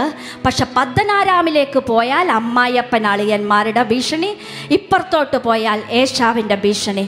എന്ത് ചെയ്യണമെന്നറിയാത്ത ഒരു അവസ്ഥയിൽ യാക്കോബായി. അന്ന് രാത്രിയിൽ 32-ാം അധ്യായം 1 മുതൽ 6 വരെ യാക്കോബ് യാത്ര ചെയ്ത് ഏശാവ് താമസിക്കുന്ന സ്ഥലത്ത് അടുത്തെത്താറായി. 32-ന്റെ 1 മുതൽ 6 വരെയുള്ള വാക്യങ്ങൾ. യാക്കോബ് തന്റെ വഴിക്ക് പോയി. ദൈവത്തിന്റെ ദൂതന്മാർ അവന്റെ എതിരെ വന്നു. യാക്കോബ് അവരെ കണ്ടപ്പോൾ, എല്ലാവരും കൈവിടുന്ന സമയത്ത് ദൈവത്തിൻ്റെ ദൂതന്മാരെ നമ്മളെ പ്രൊട്ടക്റ്റ് ചെയ്യാൻ വരും. ഹല്ലേലൂയ! ദൈവമക്കളെ, അത് തിരിച്ചറിഞ്ഞിട്ടുണ്ടോ? ചില സമയത്ത് സഹായിപ്പാൻ ആരുമില്ലെന്ന് വിചാരിക്കുമ്പോഴായിരിക്കും ദൈവത്തിൻ്റെ ദൂതൻ ഇറങ്ങി വരുന്നത്. ആമേൻ, ഹല്ലേലൂയ! ദൈവത്തിൻ്റെ ദൂതന്മാരിറങ്ങി വന്നു. അവൻ ആ സ്ഥലത്തിന് മഹനയീം എന്ന് പേരിട്ടു. ഹല്ലേലൂയ! നമ്മുടെ ജീവിതത്തിൽ ഈ മഹനയീമിൻ്റെ അനുഭവം തരുന്നത് ആയിട്ട് ദൈവത്തിന് സ്തോത്രം ചെയ്യാം. ആരും സഹായിപ്പാനില്ലാത്ത സമയത്ത് ദൈവത്തിൻ്റെ ദൂതൻ എതിരെ വരുന്ന അനുഭവം. ഹല്ലേലൂയ! യാക്കോബ് അവരെ കണ്ടപ്പോൾ, ഇതാ ദൈവത്തിന്റെ സേന എന്ന് പറഞ്ഞു. ആ സ്ഥലത്തിന് മഹനീം എന്ന് പേരിട്ടു. അനന്തരം യാക്കോബ് ഏദോം നാടായ സേയീർ ദേശത്ത് തന്റെ സഹോദരനായ ഏശാവിന്റെ അടുക്കൽ തനിക്ക് മുമ്പായി ദൂതന്മാരെ അയച്ചു. അവരോട് കൽപ്പിച്ചത് എന്തെന്നാൽ, എൻ്റെ യജമാനായ ഏശാവിനോട് ഇങ്ങനെ പറവീൻ, നിന്റെ അടിയാൻ യാക്കോബ് ഇപ്രകാരം പറയുന്നു, ഞാൻ ലാബാന്റെ അടുക്കൽ പരദേശിയായി പാർത്ത് ഇന്നുവരെ അവിടെ താമസിച്ചു. എനിക്ക് കാളയും കഴുതയും ആടും ദാസന്മാരുമുണ്ട്. നിനക്ക് എന്നോട് കൃപ തോന്നേണ്ടതിനാകുന്നു യജമാനെ അറിയിപ്പാൻ ആളയക്കുന്നത്. ദൂതന്മാർ യാക്കോബിന്റെ അടുക്കൽ മടങ്ങി വന്നു. ഞങ്ങൾ നിന്റെ സഹോദരനായ ഏശാവിന്റെ അടുക്കൽ പോയി വന്നു. അവൻ 400 ആളുമായി നിന്നെ എതിരേൽപ്പാൻ വരുന്നു എന്ന് പറഞ്ഞു. തന്ത്രശാലിയായ യാക്കോബിൻ്റെ ഒരു തന്ത്രമാണ് അവിടെ കാണുന്നത്. നേരെ പോകാതെ കുറച്ച് ദൂതന്മാരെ അയക്കുക. ഇപ്പം ഞാൻ വലിയ പണക്കാരനായിട്ടുണ്ട്, എൻ്റെ കയ്യിൽ കാളയും ആടും പൂത്തും എല്ലാം ഉണ്ട്, ഞാനിപ്പോൾ വന്നിരിക്കുകയാണ്, നിന്നെ കാണണമെന്ന് ആഗ്രഹമുണ്ട്. യാക്കോബ് ചിന്തിച്ചത് എന്താണെന്നറിയാമോ? തിരിച്ച് ഈ ദൂതന്മാർ വന്നിട്ടുണ്ടെങ്കിൽ മനസ്സിലാക്കാം ഏശാവിന് കുഴപ്പമൊന്നുമില്ല, എന്നെ തന്നെ സ്വീകരിക്കും. ഇതിനാണ് ദൂതന്മാരെ അയക്കുന്നത്. ഇവർ വന്നു പറഞ്ഞു, ഏശാവ് ദേണ്ട നിന്നെ കാണാനായിട്ട് 400 ആൾക്കാരുമായിട്ട് വരുന്നു. ഇത് പറഞ്ഞപ്പോൾ യാക്കോബിൻ്റെ നെഞ്ചിൽ ഇടുത്തി വീണ പോലത്തെ ഒരു അനുഭവമായിരുന്നു. എന്തിനായി 400 പേരുമായിട്ട് വരുന്നതെന്നറിയത്തില്ല. യാക്കോബിൻ്റെ കയ്യിൽ ഈ 400 പേരോട് പോരാടാനുള്ള ആൾബലമില്ല. ഇദ്ദേഹത്തിൻ്റെ കയ്യിൽ സ്വത്തായിട്ടെല്ലാമുണ്ട്, ഭാര്യമാരുണ്ട്, മക്കളുണ്ടെന്നുള്ള സത്യം. പക്ഷേ ഈ 400 പേരോടും വേട്ടക്കാരനായ ഏശാവിനോടും പോരാടാനുള്ള ശക്തിയില്ല. യാക്കോബിൻ്റെ നെഞ്ചിൽ തീയായി. 32-ാം അധ്യായം 7-ഉം 8-ഉം വാക്യങ്ങൾ. അപ്പോൾ യാക്കോബ് ഏറ്റവും ഭ്രമിച്ച് ഭയവശനായി തന്നോട് കൂടി ഉണ്ടായിരുന്ന ജനത്തെയും ആടുകളെയും കന്നുകാലികളെയും ഒട്ടകങ്ങളെയും 2 കൂട്ടമായി വിഭാഗിച്ചു. ഏശാവ് ഒരു കൂട്ടത്തിന്റെ നേരെ വന്ന് അതിനെ നശിപ്പിച്ചാൽ മറ്റേ കൂട്ടത്തിന് ഓടിപ്പോകാമല്ലോ എന്ന് പറഞ്ഞു. അവിടെയും തന്ത്രം. എന്ത് ചെയ്തെന്നറിയാമോ? 2 കൂട്ടമാക്കി സ്വത്തിനെ. എന്നിട്ട് യാക്കോബ് പുറകെ നിന്നു. ഏശാവ് ഏത് സൈഡിൽ കൂടെ വന്ന് ആക്രമിക്കോ മറ്റേ കൂട്ടമായിട്ട് ഓടിപ്പോകാം. പുള്ളിക്ക് എപ്പോഴും സ്വന്തം ശക്തിയിൽ ആശ്രയിക്കാനൊരു ടെൻഡൻസി തന്ത്രശാലിക്ക് ഉണ്ടായിരുന്നു. അങ്ങനെയെല്ലാം റെഡിയാക്കി നിർത്തി. പക്ഷെ അപ്പോഴും ഭയം. ഏശാവ് മോശക്കാരനല്ല എന്ന് യാക്കോബിനറിയാം. 32-ന്റെ 9 മുതൽ 11 വരെയുള്ള വാക്യത്തിൽ യാക്കോബ് തൻ്റെ ജീവിതത്തിൽ ദൈവത്തോട് പ്രാർത്ഥിച്ച വളരെ ഹൃദയസ്പർശിയായ ഒരു പ്രാർത്ഥന. അത് ബഥേലിൽ വെച്ച് കഴിച്ച, നീ എൻ്റെ കൂടെ ഇരുന്നാൽ ഞാൻ നിൻ്റെ ദൈവമാക്കാമെന്ന് പറയുന്ന പോലത്തെ ഒരു നേർച്ചയായിരുന്നില്ല. ഇത് ഹൃദയത്തിൻ്റെ അടിത്തട്ടിൽ നിന്ന് വന്ന ഒരു പ്രാർത്ഥനയായിരുന്നു. ആ പ്രാർത്ഥന നമുക്കൊന്ന് ശ്രദ്ധിക്കാം. 9 മുതൽ 11 വരെയുള്ള വാക്യങ്ങൾ. പിന്നെ യാക്കോബ് പ്രാർത്ഥിച്ചത്, എൻ്റെ പിതാവായ അബ്രഹാമിൻ്റെ ദൈവവും എൻ്റെ പിതാവായ ഇസഹാക്കിൻ്റെ ദൈവവുമായുള്ളവേ, നിന്റെ ദേശത്തേക്കും നിന്റെ ചാർച്ചക്കാരുടെ അടുക്കിലേക്കും മടങ്ങിപ്പോക. ഞാൻ നിനക്ക് നന്മ ചെയ്യുമെന്ന് എന്നോട് അരുളി ചെയ്ത യഹോവേ, അടിയനോട് കാണിച്ചിരിക്കുന്ന സകല ദയയ്ക്കും സകല വിശ്വസ്തതയ്ക്കും ഞാൻ അപാത്രമത്രേ. ഒരു വടിയോടുകൂടി മാത്രമല്ലോ ഞാൻ ഈ യോർദാൻ കടന്നത്, ഇപ്പോഴോ ഞാൻ 2 കൂട്ടമായി തീർന്നിരിക്കുന്നു. എൻ്റെ സഹോദരനായ ഏശാവിൻ്റെ കയ്യിൽ നിന്ന് എന്നെ രക്ഷിക്കണമേ. പക്ഷേ അവൻ വന്ന് എന്നെയും മക്കളോടുകൂടെ തള്ളയെയും നശിപ്പിക്കും എന്ന് ഞാൻ ഭയപ്പെടുന്നു. ഒരു ദൈവ പൈതലാകുന്നതിൻ്റെ ഫസ്റ്റ് സ്റ്റെപ്പാണ് നമ്മൾ കാണുന്നത്. യാക്കോബ് പറയാ, ദൈവമേ, നീ എന്നോട് കാണിച്ച ആ സകല കൃപയ്ക്കും ഞാൻ യോഗ്യനല്ലായിരുന്നു. ഈ നന്മയ്ക്കൊന്നും ഞാൻ യോഗ്യനല്ല. ഞാനൊരു ഉപായിയായിരുന്നു, ഞാനൊരു ചതിയനായിരുന്നു. ഒരു വടിയുമായിട്ടാണ് ഞാൻ ഈ യോർദാൻ കടന്നത്. പക്ഷേ ഇപ്പം 2 കൂട്ടം എൻ്റെ കയ്യിലുണ്ട്. ഞാൻ നിന്നോട് വിശ്വസ്തനല്ലായിരുന്നു, പക്ഷെ നീ എന്നോട് വിശ്വസ്തനായിരുന്നു. ഇതുപോലെയല്ലേ നമ്മളും ദൈവസന്നിധിയിൽ വരുമ്പോൾ ആദ്യമായിട്ട് പ്രാർത്ഥിക്കുന്നത്, കർത്താവേ, ഞാനൊരു പാപിയാണെന്ന് സമ്മതിക്കുന്നു. നീ കാണിച്ച സ്നേഹത്തിനൊന്നും ഞാൻ യോഗ്യനല്ല. യാക്കോബിൻ്റെ ജീവിതത്തിൽ ദൈവത്തോട് അടുക്കുന്നതിൻ്റെ ആദ്യത്തെ പടിയായിരുന്നു, എൻ്റെ ദൈവമേ, ഇതിനൊന്നും ഞാൻ യോഗ്യനല്ല, പക്ഷെ നീ എത്ര ഫെയ്ത്ത്ഫുൾ ആയിരുന്നു എന്നോർത്ത് ഞാൻ നിനക്ക് നന്ദി പറയുന്നു. അതിനുശേഷം യാക്കോബ് ചെയ്ത അവസാനത്തെ ഒരു സ്ട്രാറ്റജി നമുക്ക് കാണാം. ഏശാവിനെ പ്രീതിപ്പെടുത്തുവാനായിട്ട് ഞാനത് പറഞ്ഞു തരാം. യാക്കോബ് തൻ്റെ ഗ്രൂപ്പിനെ പല ഗ്രൂപ്പുകളാക്കി. 200 കോലാട് ഒരു ഗ്രൂപ്പാക്കി, 20 കോലാട് ഒരു ഗ്രൂപ്പാക്കി, 20 ചെമ്മരിയാട് ഒരു ഗ്രൂപ്പാക്കി, 20 ഒട്ടകം കുട്ടികളും ഒരു ഗ്രൂപ്പാക്കി, 10 കഴുതക്കുട്ടി ഒരു ഗ്രൂപ്പാക്കി. എന്നിട്ട് ഈ ഓരോ ഗ്രൂപ്പുകളെയും ഓരോ ദാസന്മാരുമായിട്ട് ഇങ്ങനെ മുമ്പിലോട്ട് അയച്ചു. യാബോക്ക് കടവ് കടത്തി ഇങ്ങനെ അയക്കുകയാണ്. അപ്പം ഇൻഫർമേഷൻ കിട്ടിയിട്ടുണ്ട്, ഏശാവ് വരുന്നുണ്ട് അവിടെ നിന്ന്. യാക്കോബിൻ്റെ ചിന്ത എന്തായിരുന്നെന്നറിയാമോ? ഏശാവ് ഇങ്ങനെ നടന്നു വരുമ്പോഴത്തേക്ക് 200 കോലാടുമായിട്ട് ഒരാളിങ്ങനെ ചെല്ലും. അവരോട് പറഞ്ഞേൽപ്പിച്ചിട്ടുണ്ടായിരുന്നു. ഏശാവ് ചോദിക്കും, നിങ്ങൾ ആരാന്ന് ചോദിക്കുമ്പം, ഞങ്ങൾ യാക്കോബിൻ്റെ ആൾക്കാരാ, ഇത് നിനക്ക് തരാനുള്ള സമ്മാനമാണെന്ന് ഏശാവിനോട് പറയണം. ഓക്കെ, അത് കഴിഞ്ഞ് പിന്നെയും ഏശാവ് ഇങ്ങോട്ട് വരുമ്പം 20 കോലാടുമായിട്ട് ഒരു ഗ്രൂപ്പ് വരുമ്പോൾ പറയണം, ഇത് ഞങ്ങളുടെ യാക്കോബ് നിനക്ക് തന്നിട്ടുള്ള സമ്മാനമാണ്. ഇങ്ങനെ ഓരോ 5-8 ഗ്രൂപ്പായിട്ട് തിരിച്ചിട്ട് ഈ സമ്മാനങ്ങളുടെ ഗ്രൂപ്പെല്ലാം കാണുമ്പം ഏശാവിന് തന്നോടുള്ള ആ ദേഷ്യം മാറിപ്പൊക്കോളുമെന്ന് യാക്കോബ് തൻ്റെ അതിബുദ്ധിയിൽ ചിന്തിച്ചു. 32-ാം അധ്യായം 20-ാം വാക്യമായി ഒന്ന് വായിക്കാമോ? അവനോട് പറവീൻ, ഇതാ നിന്റെ അടിയാൻ യാക്കോബ് പിന്നാലെ വരുന്നു എന്ന് പറവിൻ എന്ന് അവൻ കൽപ്പിച്ചു. എനിക്ക് മുമ്പായി പോകുന്ന സമ്മാനം കൊണ്ട് അവനെ ശാന്തമാക്കിയിട്ട് പിന്നെ ഞാൻ അവന്റെ മുഖം കണ്ടുകൊള്ളാം. പക്ഷേ അവൻ എന്നോട് ദയ തോന്നുന്നു. സമ്മാനം കൊടുത്ത് ഏശാവിനെ വശത്താക്കാം. അപ്പോഴും യാക്കോബ് ആശ്രയിക്കുകയാണ്, എൻ്റെ ബുദ്ധിയിൽ കാര്യങ്ങൾ നേരെയാക്കാമെന്ന് ചിന്തിക്കുകയാണ്. ഇതെല്ലാം വിട്ടു, എല്ലാ സമ്മാനങ്ങളുമായിട്ട് വിട്ടു. അതിനുശേഷമാണ് നമ്മൾ ആദ്യം വായിച്ച ആ ഭാഗത്തേക്ക് നമ്മൾ വരുന്നത്. യാബോക്ക് കടവിൻ്റെ അവിടെ വന്നു. എന്നിട്ട് എന്ത് ചെയ്തെന്നറിയാമോ? ഭാര്യമാരെ, ദാസിമാരെ, കുഞ്ഞുങ്ങളെ എല്ലാം യാബോക്ക് കടവിൽ ആ രാത്രിയിൽ യാക്കോബ് കടത്തി. ആ ഭാഗം ഇനി ഒരു പ്രാവശ്യം വായിക്കാം. 32-ന്റെ 22, 23. രാത്രിയിൽ അവൻ എഴുന്നേറ്റു. ഉറങ്ങാൻ സാധിക്കുന്നില്ല, പേടിയാ, ഭയമാണ്. നാളെ ഏശാവ് ഒന്നുകിൽ എന്നെ കൊല്ലും, തിരിച്ച് പദ്ദനാരാമിലോട്ട് പോകാൻ പറ്റില്ല, എൻ്റെ അവസ്ഥ എന്താണെന്ന് എനിക്ക് അറിയത്തില്ല, എൻ്റെ ഭാര്യമാരെയും കുഞ്ഞുങ്ങളെയും ഞാൻ അപ്പുറത്ത് കടത്തുകയാണ്. അവൻ എഴുന്നേറ്റു. തന്റെ 2 ഭാര്യമാരെയും 2 ദാസിമാരെയും 11 പുത്രന്മാരെയും കൂട്ടി യാബോക്ക് കടവ് കടന്നു. അങ്ങനെ അവൻ അവരെ കൂട്ടി ആറ്റിനക്കരെ കടത്തി. തനിക്കുള്ളവരെ ഒക്കെയും അക്കരെ കടത്തിയ ശേഷം യാക്കോബ് തനിയെ ശേഷിച്ചു. ഹല്ലേലൂയ. യാക്കോബ് തനിയെ ശേഷിച്ചു. നമ്മുടെ ജീവിതത്തിലും ഇതുപോലെ ചില സംഭവങ്ങൾ ഉണ്ടാകാറില്ലേ? സ്വന്തം ബുദ്ധിയിൽ കുറേ നാൾ ആശ്രയിച്ച് സ്വന്തം ഇഷ്ടപ്രകാരം കാര്യങ്ങൾ ചെയ്തിട്ട് തനിയെ ശേഷിക്കപ്പെടുന്ന ഒരു സമയം. നാളെ ഇനി എന്ത് സംഭവിക്കുമെന്നറിയത്തില്ല, എല്ലാം വരുത്തി വെച്ചതാ. പക്ഷേ ആ നിസ്സഹായമായിട്ട് പോണ ആ സമയം, ആ യാക്കോബ് അക്ഷരീകമായിട്ട് ഇനി നാളെ നേരം വെളുത്താൽ എനിക്ക് മൂക്കിൽ ശ്വാസമുണ്ടോയെന്ന് യാക്കോബിന് അറിയത്തില്ല. അവിടെ ഒറ്റയ്ക്കിരുന്നു. ഇനി ആശ്രയിക്കാൻ ആരുമില്ല. അപ്പൻ്റെ വീട്ടിലാരുമില്ല, അമ്മായിയപ്പൻ്റെ വീട്ടിലാരുമില്ല.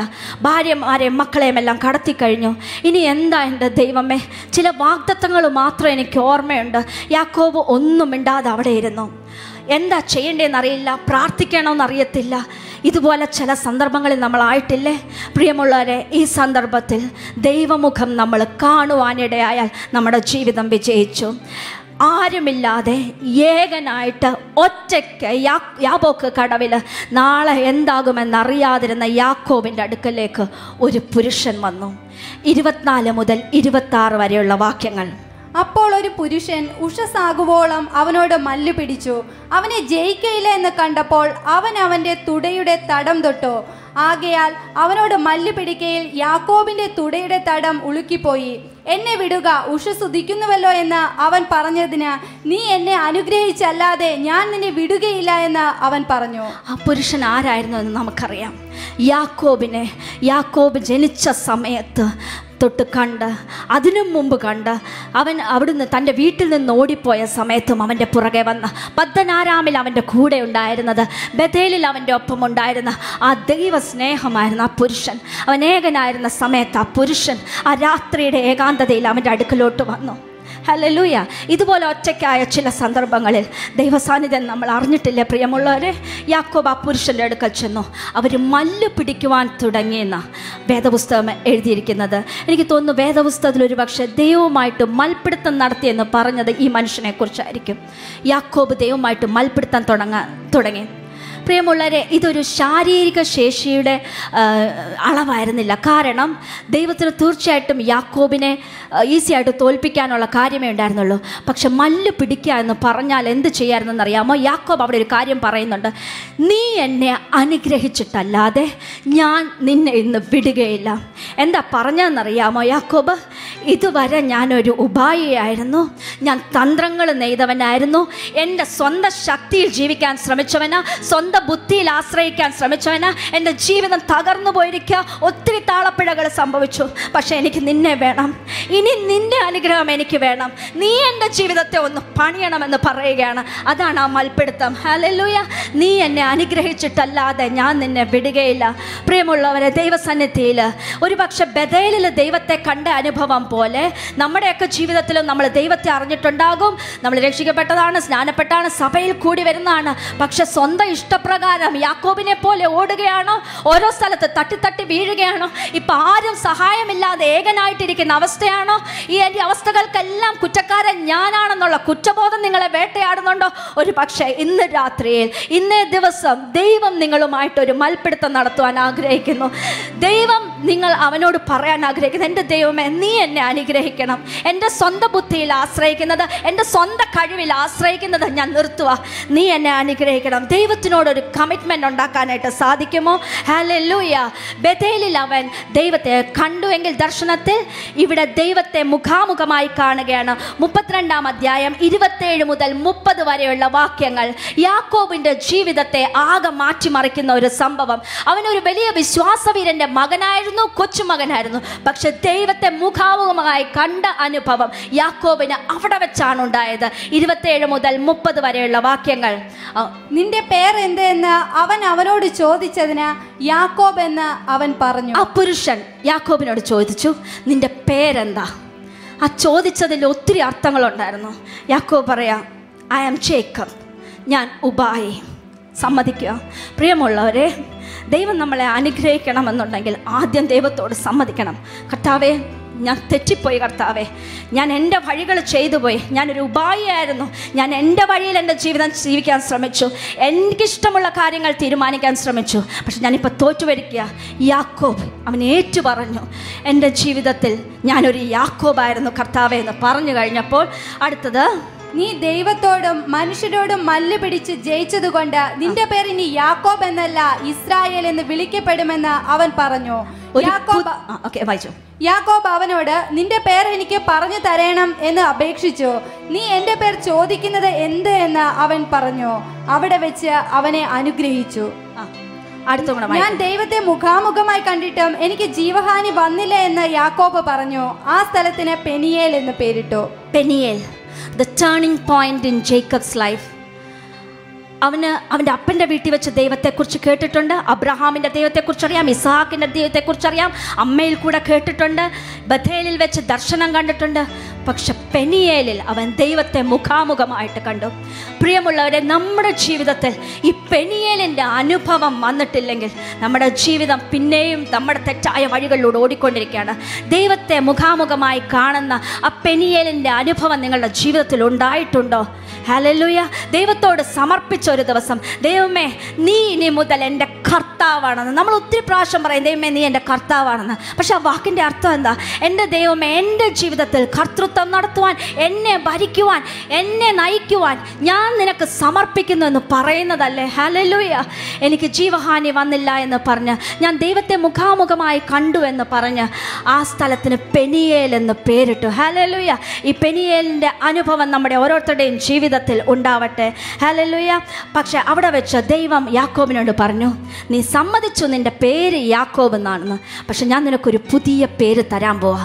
ദൈവം അവനൊരു പുതിയ പേര് കൊടുത്തു, ഇസ്രായേൽ. ഇസ്രായേൽ. ഹല്ലേലൂയ. ദൈവത്തിൻ്റെ പ്രഭു. നിൻ്റെ അപ്പനും അമ്മയും എന്നെ വിളിച്ചു ഉബായി, പക്ഷെ നീ ഇന്ന് എന്നോട് സമ്മതിച്ചു ഞാനൊരു ഉബായിയാണെന്ന്. ഞാൻ നിനക്കൊരു പുതിയ പേര് തരട്ടെ യാക്കോബേ. ദൈവത്തിൻ്റെ പ്രഭു ഇസ്രായേൽ. ഹല്ലേലൂയ. അദ്ദേഹം ജീവിച്ച് മരിച്ചിട്ട് എത്രയോ വർഷങ്ങളായി, എത്രയോ നൂറ്റാണ്ടുകളായി.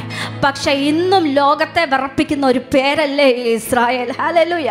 ഇദ്ദേഹത്തിൻ്റെ സന്തതി പരമ്പരകൾ. ആമേൻ. ദൈവം ഒരു മനുഷ്യനെ അനുഗ്രഹിക്കുമെന്ന് പറഞ്ഞാൽ ഹല്ലേലൂയ അത് അനുഗ്രഹിച്ചിരിക്കും. ഹല്ലേലൂയ. അത് നിങ്ങളുടെ ജീവിതത്തിലെ ബെഥേലിലെ അനുഭവത്തിൽ കൂടെ ആയിരിക്കാം, അത് നിങ്ങളുടെ പെനിയേലിൻ്റെ അനുഭവത്തിലൂടെ ആയിരിക്കാം, എനിക്കറിയത്തില്ല. പക്ഷെ ദൈവം നിങ്ങളെ അനുഗ്രഹിച്ചിരിക്കും. ഒരു പുതിയ പേര് നൽകി. ഹല്ലേലൂയ. നമ്മുടെ ജീവിതത്തിൽ ഒരു പുതിയ പേര് ചൊല്ലി വിളിച്ച ആ ദൈവത്തിന് കൈ ഉയർത്തി നന്ദി പറയാമോ? ഹല്ലേലൂയ. ആമേൻ. പക്ഷെ അവിടെ വെച്ച് ദൈവം ഒരു കാര്യം ചെയ്തു. ഈ മൽപ്പിടുത്തത്തിൻ്റെ ഇടയ്ക്ക് അവൻ്റെ തൊടയുടെ എന്താ പറ്റിയെന്നാ പറഞ്ഞേക്കുന്നേ? തടം ഉളുക്കി. ആ കാലിലിട്ട് ഒരു കുത്തു വെച്ച് കൊടുത്ത തുടക്കിട്ട് തട ഉളക്കി. യാക്കോബ് വന്നോട്ട് നടക്കുന്ന എങ്ങനെയാണെന്നറിയാം? 32-31 വാക്യം. 32-31 വായിക്കാമോ? അവൻ പെനിയേൽ കടന്നു പോകുമ്പോൾ സൂര്യൻ ഉദിച്ചു. അതുകൊണ്ട് പറഞ്ഞിട്ട് പെനിയേൽ കടന്നു പോകുമ്പോൾ സൂര്യൻ ഉദിച്ചു. പ്രിയമുള്ളവരെ, ഒരു പക്ഷേ നമ്മുടെ ജീവിതത്തിൽ ചില കാര്യങ്ങൾ ബ്ലോക്കായി കിടക്കുന്നത്, നമ്മൾ വിചാരിച്ച പോലെ കാര്യങ്ങൾ നടക്കാതെ പോകുന്നത്, ഒരു പക്ഷേ ദൈവം നമ്മളെ ഈ പെനിയേലിൻ്റെ അനുഭവത്തിൽ കൂടെ കടത്തിവിടാൻ ആഗ്രഹിക്കുന്നതുകൊണ്ടായിരിക്കും. ദൈവത്തോടൊക്കെ സമർപ്പിക്കാമോ? കർത്താവേ, നീ എന്നെ അനുഗ്രഹിക്കണം, നിന്റെ മുമ്പിൽ ഞാൻ നിന്നെ സമർപ്പിക്കുകയാണെന്ന് പറയാമോ? പെനിയേൽ കടന്നപ്പോൾ സൂര്യൻ ഉദിച്ചു. ഹല്ലേലൂയ. ചില ബ്ലെസ്സിങ്സ് റിലീസ്ഡ് ആവട്ടെ. ആമേൻ. യേശുവിൻ്റെ നാമത്തിൽ കെട്ടപ്പെട്ട് കിടക്കുന്ന ചില കാര്യങ്ങൾ യേശുവിൻ്റെ നാമത്തിൽ ആ പെനിയേലിൻ്റെ അനുഭവം ഉണ്ടായി റിലീസ്ഡ് ആകാനായിട്ട് യേശുവിൻ്റെ നാമത്തിൽ കൽപ്പിക്കുകയാണ്. ആമേൻ. ഹല്ലേലൂയ. എന്നാൽ തുടയുടെ ഉളുക്ക് നിമിത്തം അവൻ മുടന്തി നടന്നു. ഒരു കുത്തു വെച്ച് കൊടുത്തു. യാക്കോബിനൊരു സ്വഭാവം ഉണ്ടായിരുന്നു. എന്തുപായം കാണിച്ചാലും സ്വന്തം ശക്തിയിൽ ആശ്രയിച്ച് അവിടുന്ന് ഓടി രക്ഷപ്പെടും. പക്ഷേ ദൈവത്തോട് പറഞ്ഞു, നീ എന്നെ അനുഗ്രഹിക്കണം, ഞാൻ ഇനി മുതൽ നിൻ്റെ അനുഗ്രഹത്തിൽ നിന്നോളാം, നിന്നെ അനുസരിച്ച് ജീവിച്ചോളാം എന്ന് പറഞ്ഞപ്പം ഒരു ചെറിയ കുത്ത് തുടക്കിട്ട് അന്നോട്ട് ഉളുക്കി നടക്കാൻ തുടങ്ങി. എന്താണെന്നറിയാമോ? പിന്നെ സ്വന്തം ശക്തിയിൽ ഓടി രക്ഷപ്പെടാൻ പറ്റില്ല. ദൈവത്തിൽ ആശ്രയിച്ചേ പറ്റത്തുള്ളൂ. ഹല്ലേലൂയ. ദൈവം നമ്മുടെ ജീവിതത്തിൽ തന്ന ചില ഉളുക്കുകൾക്കായിട്ട് സ്തോത്രം ചെയ്യാമോ? ആ ഉളുക്കുകൾ ഇല്ലായിരുന്നെങ്കിൽ ഇപ്പോഴും നമ്മൾ സ്വന്തം ശക്തിയിൽ ആശ്രയിച്ച് നടത്തേണ്ടേ. ഹല്ലേലൂയ. ചില കഷ്ടതകൾക്കായിട്ട്, ചില സന്ദർഭങ്ങളെ നമ്മളെ കടത്തിവിട്ടതിനായിട്ട് സ്തോത്രം ചെയ്യാം. ഹല്ലേലൂയ. ആമേൻ. ഞൊണ്ടി നടന്ന യാക്കോബ് പക്ഷേ ദൈവം വരുത്തിയതായതുകൊണ്ട് ആ ഉളുക്കുകൊണ്ട് യാക്കോബിന് ഒരു ദോഷവും പറ്റിയില്ല കേട്ടോ. ഒരു പക്ഷെ അവൻ കാല് നല്ലതായിട്ട് നടന്നിരുന്നെങ്കിൽ ഏശാവ് അവനെ ഇല്ലാതാക്കിയനെ. പക്ഷെ ഞൊണ്ടി അവൻ ഏശാവിൻ്റെ മുമ്പിൽ പിറ്റേ ദിവസം എത്തി. അന്ന് അതിൻ്റെ തലേ ദിവസം വരെ യാക്കോബ് പ്ലാൻ ചെയ്തിരുന്നത് തൻ്റെ സമ്മാനങ്ങൾ കഴിഞ്ഞ് ഭാര്യമാരെയും കുഞ്ഞുങ്ങളെയും വിട്ട് കഴിഞ്ഞ് അവസാനം ഏശാവിൻ്റെ അടുക്ക ചെല്ലാമെന്നായിരുന്നു. പക്ഷെ പെനിയേൽ കഴിഞ്ഞപ്പം യാക്കോബ് വിചാരിച്ചു, ഇനി ഞാൻ പഴയ യാക്കോബല്ല, ഞാൻ ഉബായിയല്ല, ഞാൻ ദൈവത്തിൻ്റെ പ്രഭുവാണ്. അവൻ്റെ മനസ്സിലൊരു ധൈര്യമായി അവൻ എഴുന്നേറ്റു. ഭാര്യമാരെ മക്കളെയൊക്കെ മാറ്റി നിർത്തിയിട്ട് പറഞ്ഞു, ഞാൻ മുമ്പായിട്ട് പോവുകയാണ്, ഏശാവിനെ കാണാൻ ഞാൻ മുമ്പായിട്ട് പോവുകയാണ്, കാരണം ഞാൻ ദൈവത്തിൻ്റെ പ്രഭുവാണ്. പ്രിയമുള്ളവരെ, നമ്മുടെ ഉള്ളിലുള്ളവരുണ്ടല്ലോ ഈ സർവ്വലോകത്തെക്കാൾ വലിയവനായതുകൊണ്ട് ചില സമയത്ത് നമ്മുടെ ധൈര്യം കാണുമ്പോഴത്തേക്ക് മറ്റുള്ളവർക്ക് ഇവർക്ക് എങ്ങനെയായി ധൈര്യം? കാരണം നമുക്കറിയാം നമ്മൾ ദൈവത്തിൻ്റെ പ്രഭുവല്ല, മകളാ. ആ ധൈര്യത്തിൽ നമുക്ക് ചില സന്ദർഭങ്ങളെ ഫേസ് ചെയ്യാൻ സാധിക്കും. യാക്കോബ് ചെന്നു. ചെന്നു. യാക്കോബ് ഏശാവിനെ കണ്ടു. വളരെ ഹൃദയസ്പർശിയായ ഒരു ഭാഗം വായിക്കാം. 33:3-4. അവൻ അവർക്ക് മുമ്പായി കടന്ന് 7 പ്രാവശ്യം സാഷ്ടാംഗം നമസ്കരിച്ചുകൊണ്ട് തന്റെ സഹോദരനോട് അടുത്തു ചെന്നു. ഓരോ പ്രാവശ്യവും ഞാൻ വിചാരിക്കുകയാണ്, സാഷ്ടാംഗം വീഴുന്ന സമയത്ത് യാക്കോബ് ഏറ്റു പറയുകയാണ് താൻ ചെയ്തു പോയ തെറ്റുകൾ അതെല്ലാം വീണ് നമസ്കരിച്ച സഹോദരനോട് അടുത്ത് ചെന്നു. ഏശാവ് ഓടി വന്ന് അവനെ എതിരേറ്റു ആലിംഗനം ചെയ്തു. ഏത് കഠിന ഹൃദയന്റെയും മനസ്സുണ്ടല്ലോ നിങ്ങൾക്ക് വേണ്ടി രൂപാന്തരപ്പെടുത്തിയെടുത്താൻ സ്വർഗത്തിലെ ദൈവത്തിന് കഴിയും. ഹല്ലേലൂയ. കാരണം നിങ്ങൾ ദൈവത്തിന്റെ പ്രഭുവാ, ദൈവത്തിന്റെ മകനാ. അവനെ ആലിംഗനം ചെയ്തു. ഹല്ലേലൂയ. ഒരു മനുഷ്യന്റെ വഴിയിൽ ദൈവത്തിന് പ്രസാദം തോന്നുമ്പോൾ അവന്റെ ശത്രുക്കളെ പോലും ദൈവം അവനെ മിത്രങ്ങളാക്കി കൊടുക്കുന്നു. ഹല്ലേലൂയ. അവന്റെ കഴുത്തിൽ വീണ് അവനെ ചുംബിച്ചു.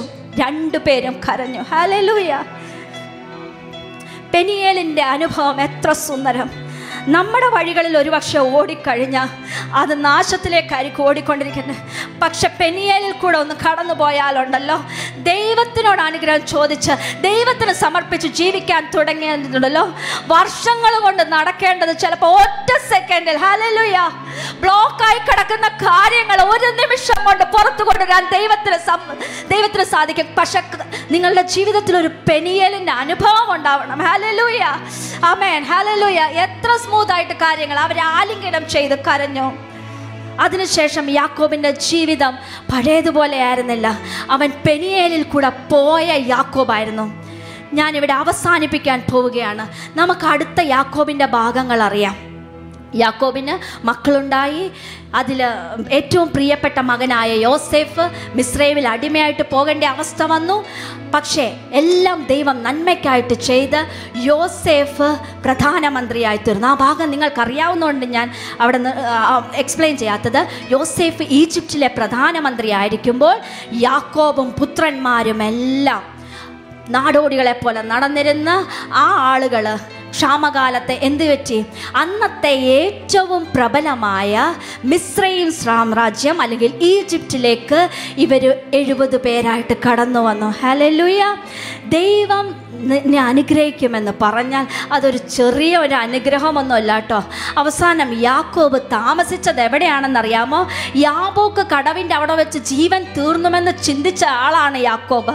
പക്ഷേ അവൻ്റെ അവസാനം അവൻ ഫറവോന്റെ കൊട്ടാരത്തിലായിരുന്നു. ഹല്ലേലൂയ. എബ്രായർ 11:21 നമുക്ക് വായിക്കാം. അവൻ മരിക്കുന്ന സമയത്ത് ദൈവം വാഗ്ദത്തം ചെയ്ത സകലതും അവന് ലഭിച്ചു കഴിഞ്ഞിരുന്നു. അവൻ്റെ അടുത്ത് യോസേഫിൻ്റെ മക്കളായ എഫ്രൈമും മനശ്ശേയുമുണ്ട്. എബ്രായർ 11:21 വാക്യം, എനിക്ക് ആ വാക്യം വളരെ ഇഷ്ടമാണ്. ഒരു ദൈവ പൈതൽ മരിക്കുവാണെങ്കിൽ ഇതുപോലെ മരിക്കണമെന്ന് ഞാൻ പറയാം. വിശ്വാസത്താൽ യാക്കോബ് മരണകാലത്തിങ്കൽ യോസേഫിൻ്റെ മക്കളെ ഇരുവരെയും അനുഗ്രഹിക്കുകയും തൻ്റെ വടിയുടെ അറ്റത്ത് ചാരിക്കൊണ്ട് നമസ്കരിക്കുകയും ചെയ്തു. മലയാളത്തിൽ വടിയുടെ അറ്റത്ത് ചാരിക്കൊണ്ട് നമസ്കരിക്കുകയും ചെയ്തു എന്നാണ്. തൻ്റെ മക്കളെല്ലാം അടുത്ത് നിർത്തി വടിയുടെ അറ്റത്ത് ചാരി നമസ്കരിച്ചു. ഇംഗ്ലീഷിൽ വായിച്ചാൽ കുറച്ചും കൂടെ നന്നായിട്ട് മനസ്സിലാകും. And worshipped leaning upon the top of his staff. മരിക്കുന്ന എങ്ങനെയാ? ഒരു വടിയുമായിട്ട് യോർദാൻ കടന്നു പോയായിരുന്നു അല്ലേ? ആ വടിയുമായിട്ടല്ല തിരിച്ചു വന്ന, കൂട്ടമായിട്ടാണ് വന്നത്. പക്ഷെ മരിക്കാൻ നേരത്ത് ആ വടി എടുത്തു വെച്ചു. ദൈവം തന്നെ കരുതിയ വിധങ്ങൾ, തന്നോട് വാഗ്ദത്തം ചെയ്തതെല്ലാം നിവർത്തിച്ചത് ഓർത്തിട്ട് യാക്കോബ് ആ വടിയിലോട്ടൊന്ന് ചാരി. And he worshipped the Lord. Hallelujah. ഒരു ദൈവ പൈതലിൻ്റെ മരണം എത്ര പ്രത്യാശയുള്ളതാ. ഹല്ലേലൂയ. ദൈവത്തെ ആരാധിച്ചുകൊണ്ട് ആ ദൈവ മനുഷ്യൻ പെനിയേലിൽ ദൈവമുഖം കണ്ട ആ ദൈവഭക്തൻ ആരാധിച്ച് ഈ ലോകത്തോട് യാത്ര പറഞ്ഞു. ഹല്ലേലൂയ. യാബോക്ക് കടവിൽ ഏശാവ് അറുത്ത് കൊല്ലേണ്ട യാക്കോബായിരുന്നു. എന്നാൽ പെനിയേലിൽ ദൈവമുഖം കണ്ടതുകൊണ്ട് എന്ത് സംഭവിച്ചു എന്നറിയാമോ? യാക്കോബിൻ്റെ ശവസംസ്കാരം പോലെ ഇത്ര അനുഗ്രഹിക്കപ്പെട്ട ഒരു ശവസംസ്കാരം നമുക്ക് വേദപുസ്തകത്തിൽ വായിക്കുവാൻ കഴിയുകയില്ല. 50-ാം അധ്യായം, ഉൽപ്പത്തി പുസ്തകം 50-ാം അധ്യായം 1 മുതൽ 3 വരെയുള്ള വാക്യങ്ങൾ. തൻ്റെ മകൻ ആ സമയത്ത് മിസ്രൈം സാമ്രാജ്യം, അതായത് ലോകത്തിലെ അന്നത്തെ ഏറ്റവും വലിയ സാമ്രാജ്യത്തിൻ്റെ പ്രധാനമന്ത്രിയാണ്. ആ യോസേഫ് അടുത്തു വന്നു. 50-1 മുതൽ 3 വരെ. അപ്പോൾ യോസഫ് തൻ്റെ അപ്പൻ്റെ മുഖത്ത് വീണ് കരഞ്ഞ് അവനെ ചുംബിച്ചു. പിന്നെ തന്റെ അപ്പന് സുഗന്ധവർഗമിടുവാൻ യോസഫ് തന്റെ ദാസന്മാരായ വൈദ്യന്മാരോട് കൽപ്പിച്ചു. വൈദ്യന്മാർ ഇസ്രായേലിന് സുഗന്ധവർഗമിട്ടു.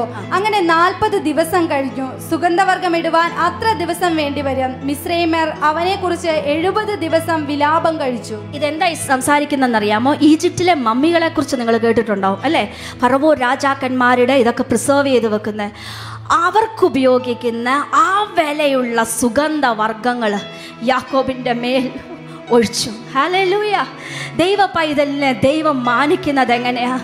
ലോകത്തിലെ ഏറ്റവും വലിയ ചക്രവർത്തിക്ക് ലഭിക്കുന്നത് പോലെ ഒരു അടക്കം. ഹല്ലേലൂയ. യാക്കോബേ, നീ ഇസ്രായേലല്ല, ദൈവത്തിൻ്റെ പ്രഭുവാ. അന്നത്തെ കാലത്തെ ഏറ്റവും വലിയ ആ കൊട്ടാരത്തിൽ ഏറ്റവും നല്ല സുഗന്ധവർഗത്താൽ യോസേഫ് സുഗന്ധവർഗം പൂശി. ഫറവോൻ്റെ ആഗ്രഹം അവിടെ തന്നെ അടക്കം ചെയ്യണം, ഒരുപക്ഷെ ഒരു മമ്മിയായിട്ടൊക്കെ നിന്നേനെ. പക്ഷേ യോസെഫ് ഒരു കാര്യം പറഞ്ഞു. 50:7 മുതൽ 11 വരെയുള്ള വാക്യങ്ങൾ. അങ്ങനെ യോസഫ് അപ്പനെ അടക്കുവാൻ പോയി. യോസെഫ് പറഞ്ഞു, എൻ്റെ അപ്പൻ്റെ ശവശരീരം വിട്ടു തരണം, കാരണം അപ്പൻ്റെ ആളുകൾ അവിടെ എനിക്ക് സംസ്കരിക്കണമെന്ന് പറഞ്ഞതുകൊണ്ട്. ഒന്ന് നോക്കിക്കേ, ഫറവോൻ്റെ ഭൃത്യന്മാരും കോവിലധികാരികളും, ചില്ലറക്കാരൊന്നും അല്ല പോയത്, ഫറവോ ചക്രവർത്തിയുടെ ഭൃത്യന്മാര്, കോവിലധികാരികളും മിസ്രയീം ദേശത്തിലെ പ്രമാണികളും, യോസെഫിന്റെ കുടുംബമൊക്കെയും അവന്റെ സഹോദരന്മാരും പിതൃഭവനവും അവനോട് കൂടെ പോയി. തങ്ങളുടെ കുഞ്ഞുകുട്ടികളെയും മാടുകളും മാത്രം അവർ ഗോശൻ ദേശത്ത് വിട്ടേച്ചു പോയി. രഥങ്ങളും കുതിരയാളുകളും. എൻ്റെ ദൈവമേ, ഈ യാബോക്ക് കടവിൽ വെച്ച് തീരുമെന്ന് വിചാരിച്ച യാക്കോബിനെ അടക്കുവാൻ രഥങ്ങളും കുതിരയാളുകളും അവനോട് കൂടെ പോയി. അത് എത്രയും വലിയ കൂട്ടമായിരുന്നു. അവർ യോർദാനക്കരയുള്ള ഗോരേനാത്താദിലെത്തിയപ്പോൾ അവിടെ വെച്ച് എത്രയും ഗൗരവമായ പ്രലാപം കഴിച്ചു, ഏറ്റവും നല്ലൊരു ഫ്യൂണറൽ. ഇങ്ങനെ അവൻ 7 ദിവസം തൻ്റെ അപ്പനെക്കുറിച്ച് വിലാപം കഴിച്ചു. ദേശനിവാസികളായ കനാന്യർ ഗോരനാഥാദിലെ വിലാപം കണ്ടിട്ട് ഇത് മിസ്രയീമ്യരുടെ മഹാവിലാപം എന്ന് പറഞ്ഞു. അതുകൊണ്ട് ആ സ്ഥലത്തിന് ആബേൽ മിസ്രൈം എന്ന പേരായി. നിങ്ങൾക്കറിയാമോ, മിസ്രൈമിൽ 70 ദിവസം പബ്ലിക് ലമെന്റേഷൻ പീരീഡ് ആയിരുന്നു. അതായത് യാക്കോബ് മരിച്ചതുകൊണ്ട് 70 ദിവസം ദുഃഖാചരണം പോലത്തെ ഒരു സംഗതി അന്നത്തെ പ്രബലമായ സാമ്രാജ്യമായ മിസ്രൈമിൽ നടന്നു. ഹല്ലേലൂയ. ദൈവം വാഗ്ദത്തം ചെയ്തു, നീ യാക്കോബല്ല, നീ ഇസ്രായേൽ, ദൈവത്തിൻ്റെ പ്രഭു. ഹല്ലേലൂയ. പക്ഷെ ഒരു കണ്ടീഷൻ, ബഥേലിലെ അനുഭവം പോരാ, ആ നേർച്ച പോരാ, നിനക്ക് പെനിയലിൻ്റെ അനുഭവം വേണം. ഹല്ലേലൂയ. ദൈവത്തോട് സമ്മതിക്കണം. പ്രിയമുള്ളവരെ, നമ്മൾ ചെറുതായിട്ടൊന്ന് യാക്കോബിൻ്റെ ജീവിതത്തിലൂടെ ഒന്ന് ഓടിച്ചു പോവുകയായിരുന്നു. പക്ഷെ ഞാൻ നിങ്ങളോടൊരു കാര്യം പറയുവാനായിട്ട് ആഗ്രഹിക്കുകയാണ്. വെറും ഒരു കഥ കേൾക്കുന്നത് പോലെ ഇതെടുക്കാതെ ദൈവം നിങ്ങളോട് സംസാരിച്ചതായിട്ട് ഇതെടുക്കുക. ഹല്ലേലൂയ. നമ്മുടെ ജീവിതത്തിൽ ഒരുപക്ഷെ ഈ അനുഭവം ഇല്ലാത്തത് കൊണ്ടാണോ പലതും ബ്ലോക്കായി കിടക്കുന്നത്? കർത്താവ് അതിനെയൊക്കെ മാറ്റിയിട്ട് ദൈവവുമായിട്ട് നിങ്ങളൊരു മൽപ്പിടുത്തം നടത്തുവാനായിട്ട് ദൈവം ആഗ്രഹിക്കുന്നു. ഹല്ലേലൂയ. ഒന്ന് സമ്മതിച്ചു കൊടുക്ക്. എൻ്റെ കർത്താവേ, ഞാൻ നിൻ്റെ ദാസനായിട്ട്, ഞാൻ നിൻ്റെ മകനായിട്ട്, നിൻ്റെ ഇഷ്ടമനുസരിച്ച് നിന്നെ എൻ്റെ കർത്താവാക്കി ജീവിച്ചു കൊള്ളാമെന്ന തീരുമാനം എന്നെടുക്കാമോ? ഹല്ലേലൂയ. നമുക്കൊരു നിമിഷം കണ്ണടയ്ക്കാം. അബ്രഹാമിൻ്റെയും ഇസ്ഹാക്കിൻ്റെയും യാക്കോബിൻ്റെയും ദൈവമേ, ഞങ്ങളേക്ക് സർവ്വമഹത്വവും അർപ്പിക്കുന്നു. കർത്താവെ, അങ്ങ് വാഗ്ദത്തങ്ങളിൽ വിശ്വസ്തനായിട്ട് സ്തോത്രം ചെയ്യുന്നു. കർത്താവെ, ഹല്ലേലൂയ. യാക്കോബിൻ്റെ ജീവചരിത്രത്തിലൂടെ ദൈവത്തിൻ്റെ കരം ഒരു മനുഷ്യൻ്റെ ജീവിതത്തിൽ എങ്ങനെ പ്രവർത്തിക്കുന്നു എന്ന് ഞങ്ങൾ ഇന്ന് കേട്ടു. കർത്താവെ, ഇവിടെ കൂടിയിരിക്കുന്ന ഓരോ ജനത്തിനും അടിയനും വേണ്ടി പ്രാർത്ഥിക്കുന്നു. കർത്താവെ, കഴിഞ്ഞ കാലങ്ങളിൽ ഞങ്ങളുടെ ഒരു യോഗ്യതയും കൊണ്ടല്ല കർത്താവെ, അങ്ങയുടെ വിശ്വസ്തത മാത്രമാണ് ഞങ്ങൾ അനുഗ്രഹിക്കപ്പെട്ടതെന്ന് സമ്മതിക്കുന്നു. കർത്താവെ, ഹല്ലേലൂയ. ഒരു വടിയുമായിട്ടാണ് ഞങ്ങൾ ഇറങ്ങിയത്, പക്ഷെ ഇപ്പോൾ 2 കൂട്ടമായിരിക്കുന്നെന്ന് യാക്കോബ് പറഞ്ഞതുപോലെ എൻ്റെ കർത്താവെ, നിന്റെ വിശ്വസ്തതയ്ക്ക് സാക്ഷികളാണ് ഞങ്ങൾ. കർത്താവെ, ഞങ്ങൾ പൂർണ്ണമായിട്ടും അങ്ങയുടെ കർത്തൃത്വത്തിന് കീഴ്പ്പെടുന്ന കർത്താവെ, നിന്റെ ഹിതപ്രകാരം മുമ്പോട്ട് പോകുവാൻ, മുമ്പോട്ട് ജീവിക്കുവാൻ, ഓരോ ദിവസവും കർത്താവ് ഞങ്ങളുടെ ജീവിതത്തിൻ്റെ കർത്താവ് എന്ന് ഏറ്റു പറയുക മാത്രമല്ല, ആക്ഷരിക ജീവിതത്തിൽ അങ്ങനെ തന്നെ ആയിരിക്കുവാൻ ഞങ്ങൾ സമർപ്പിക്കുകയാണ്. എല്ലാ പ്രാർത്ഥനകളും യേശുവിൻ്റെ നാമത്തിൽ തന്നെ. ആമേൻ.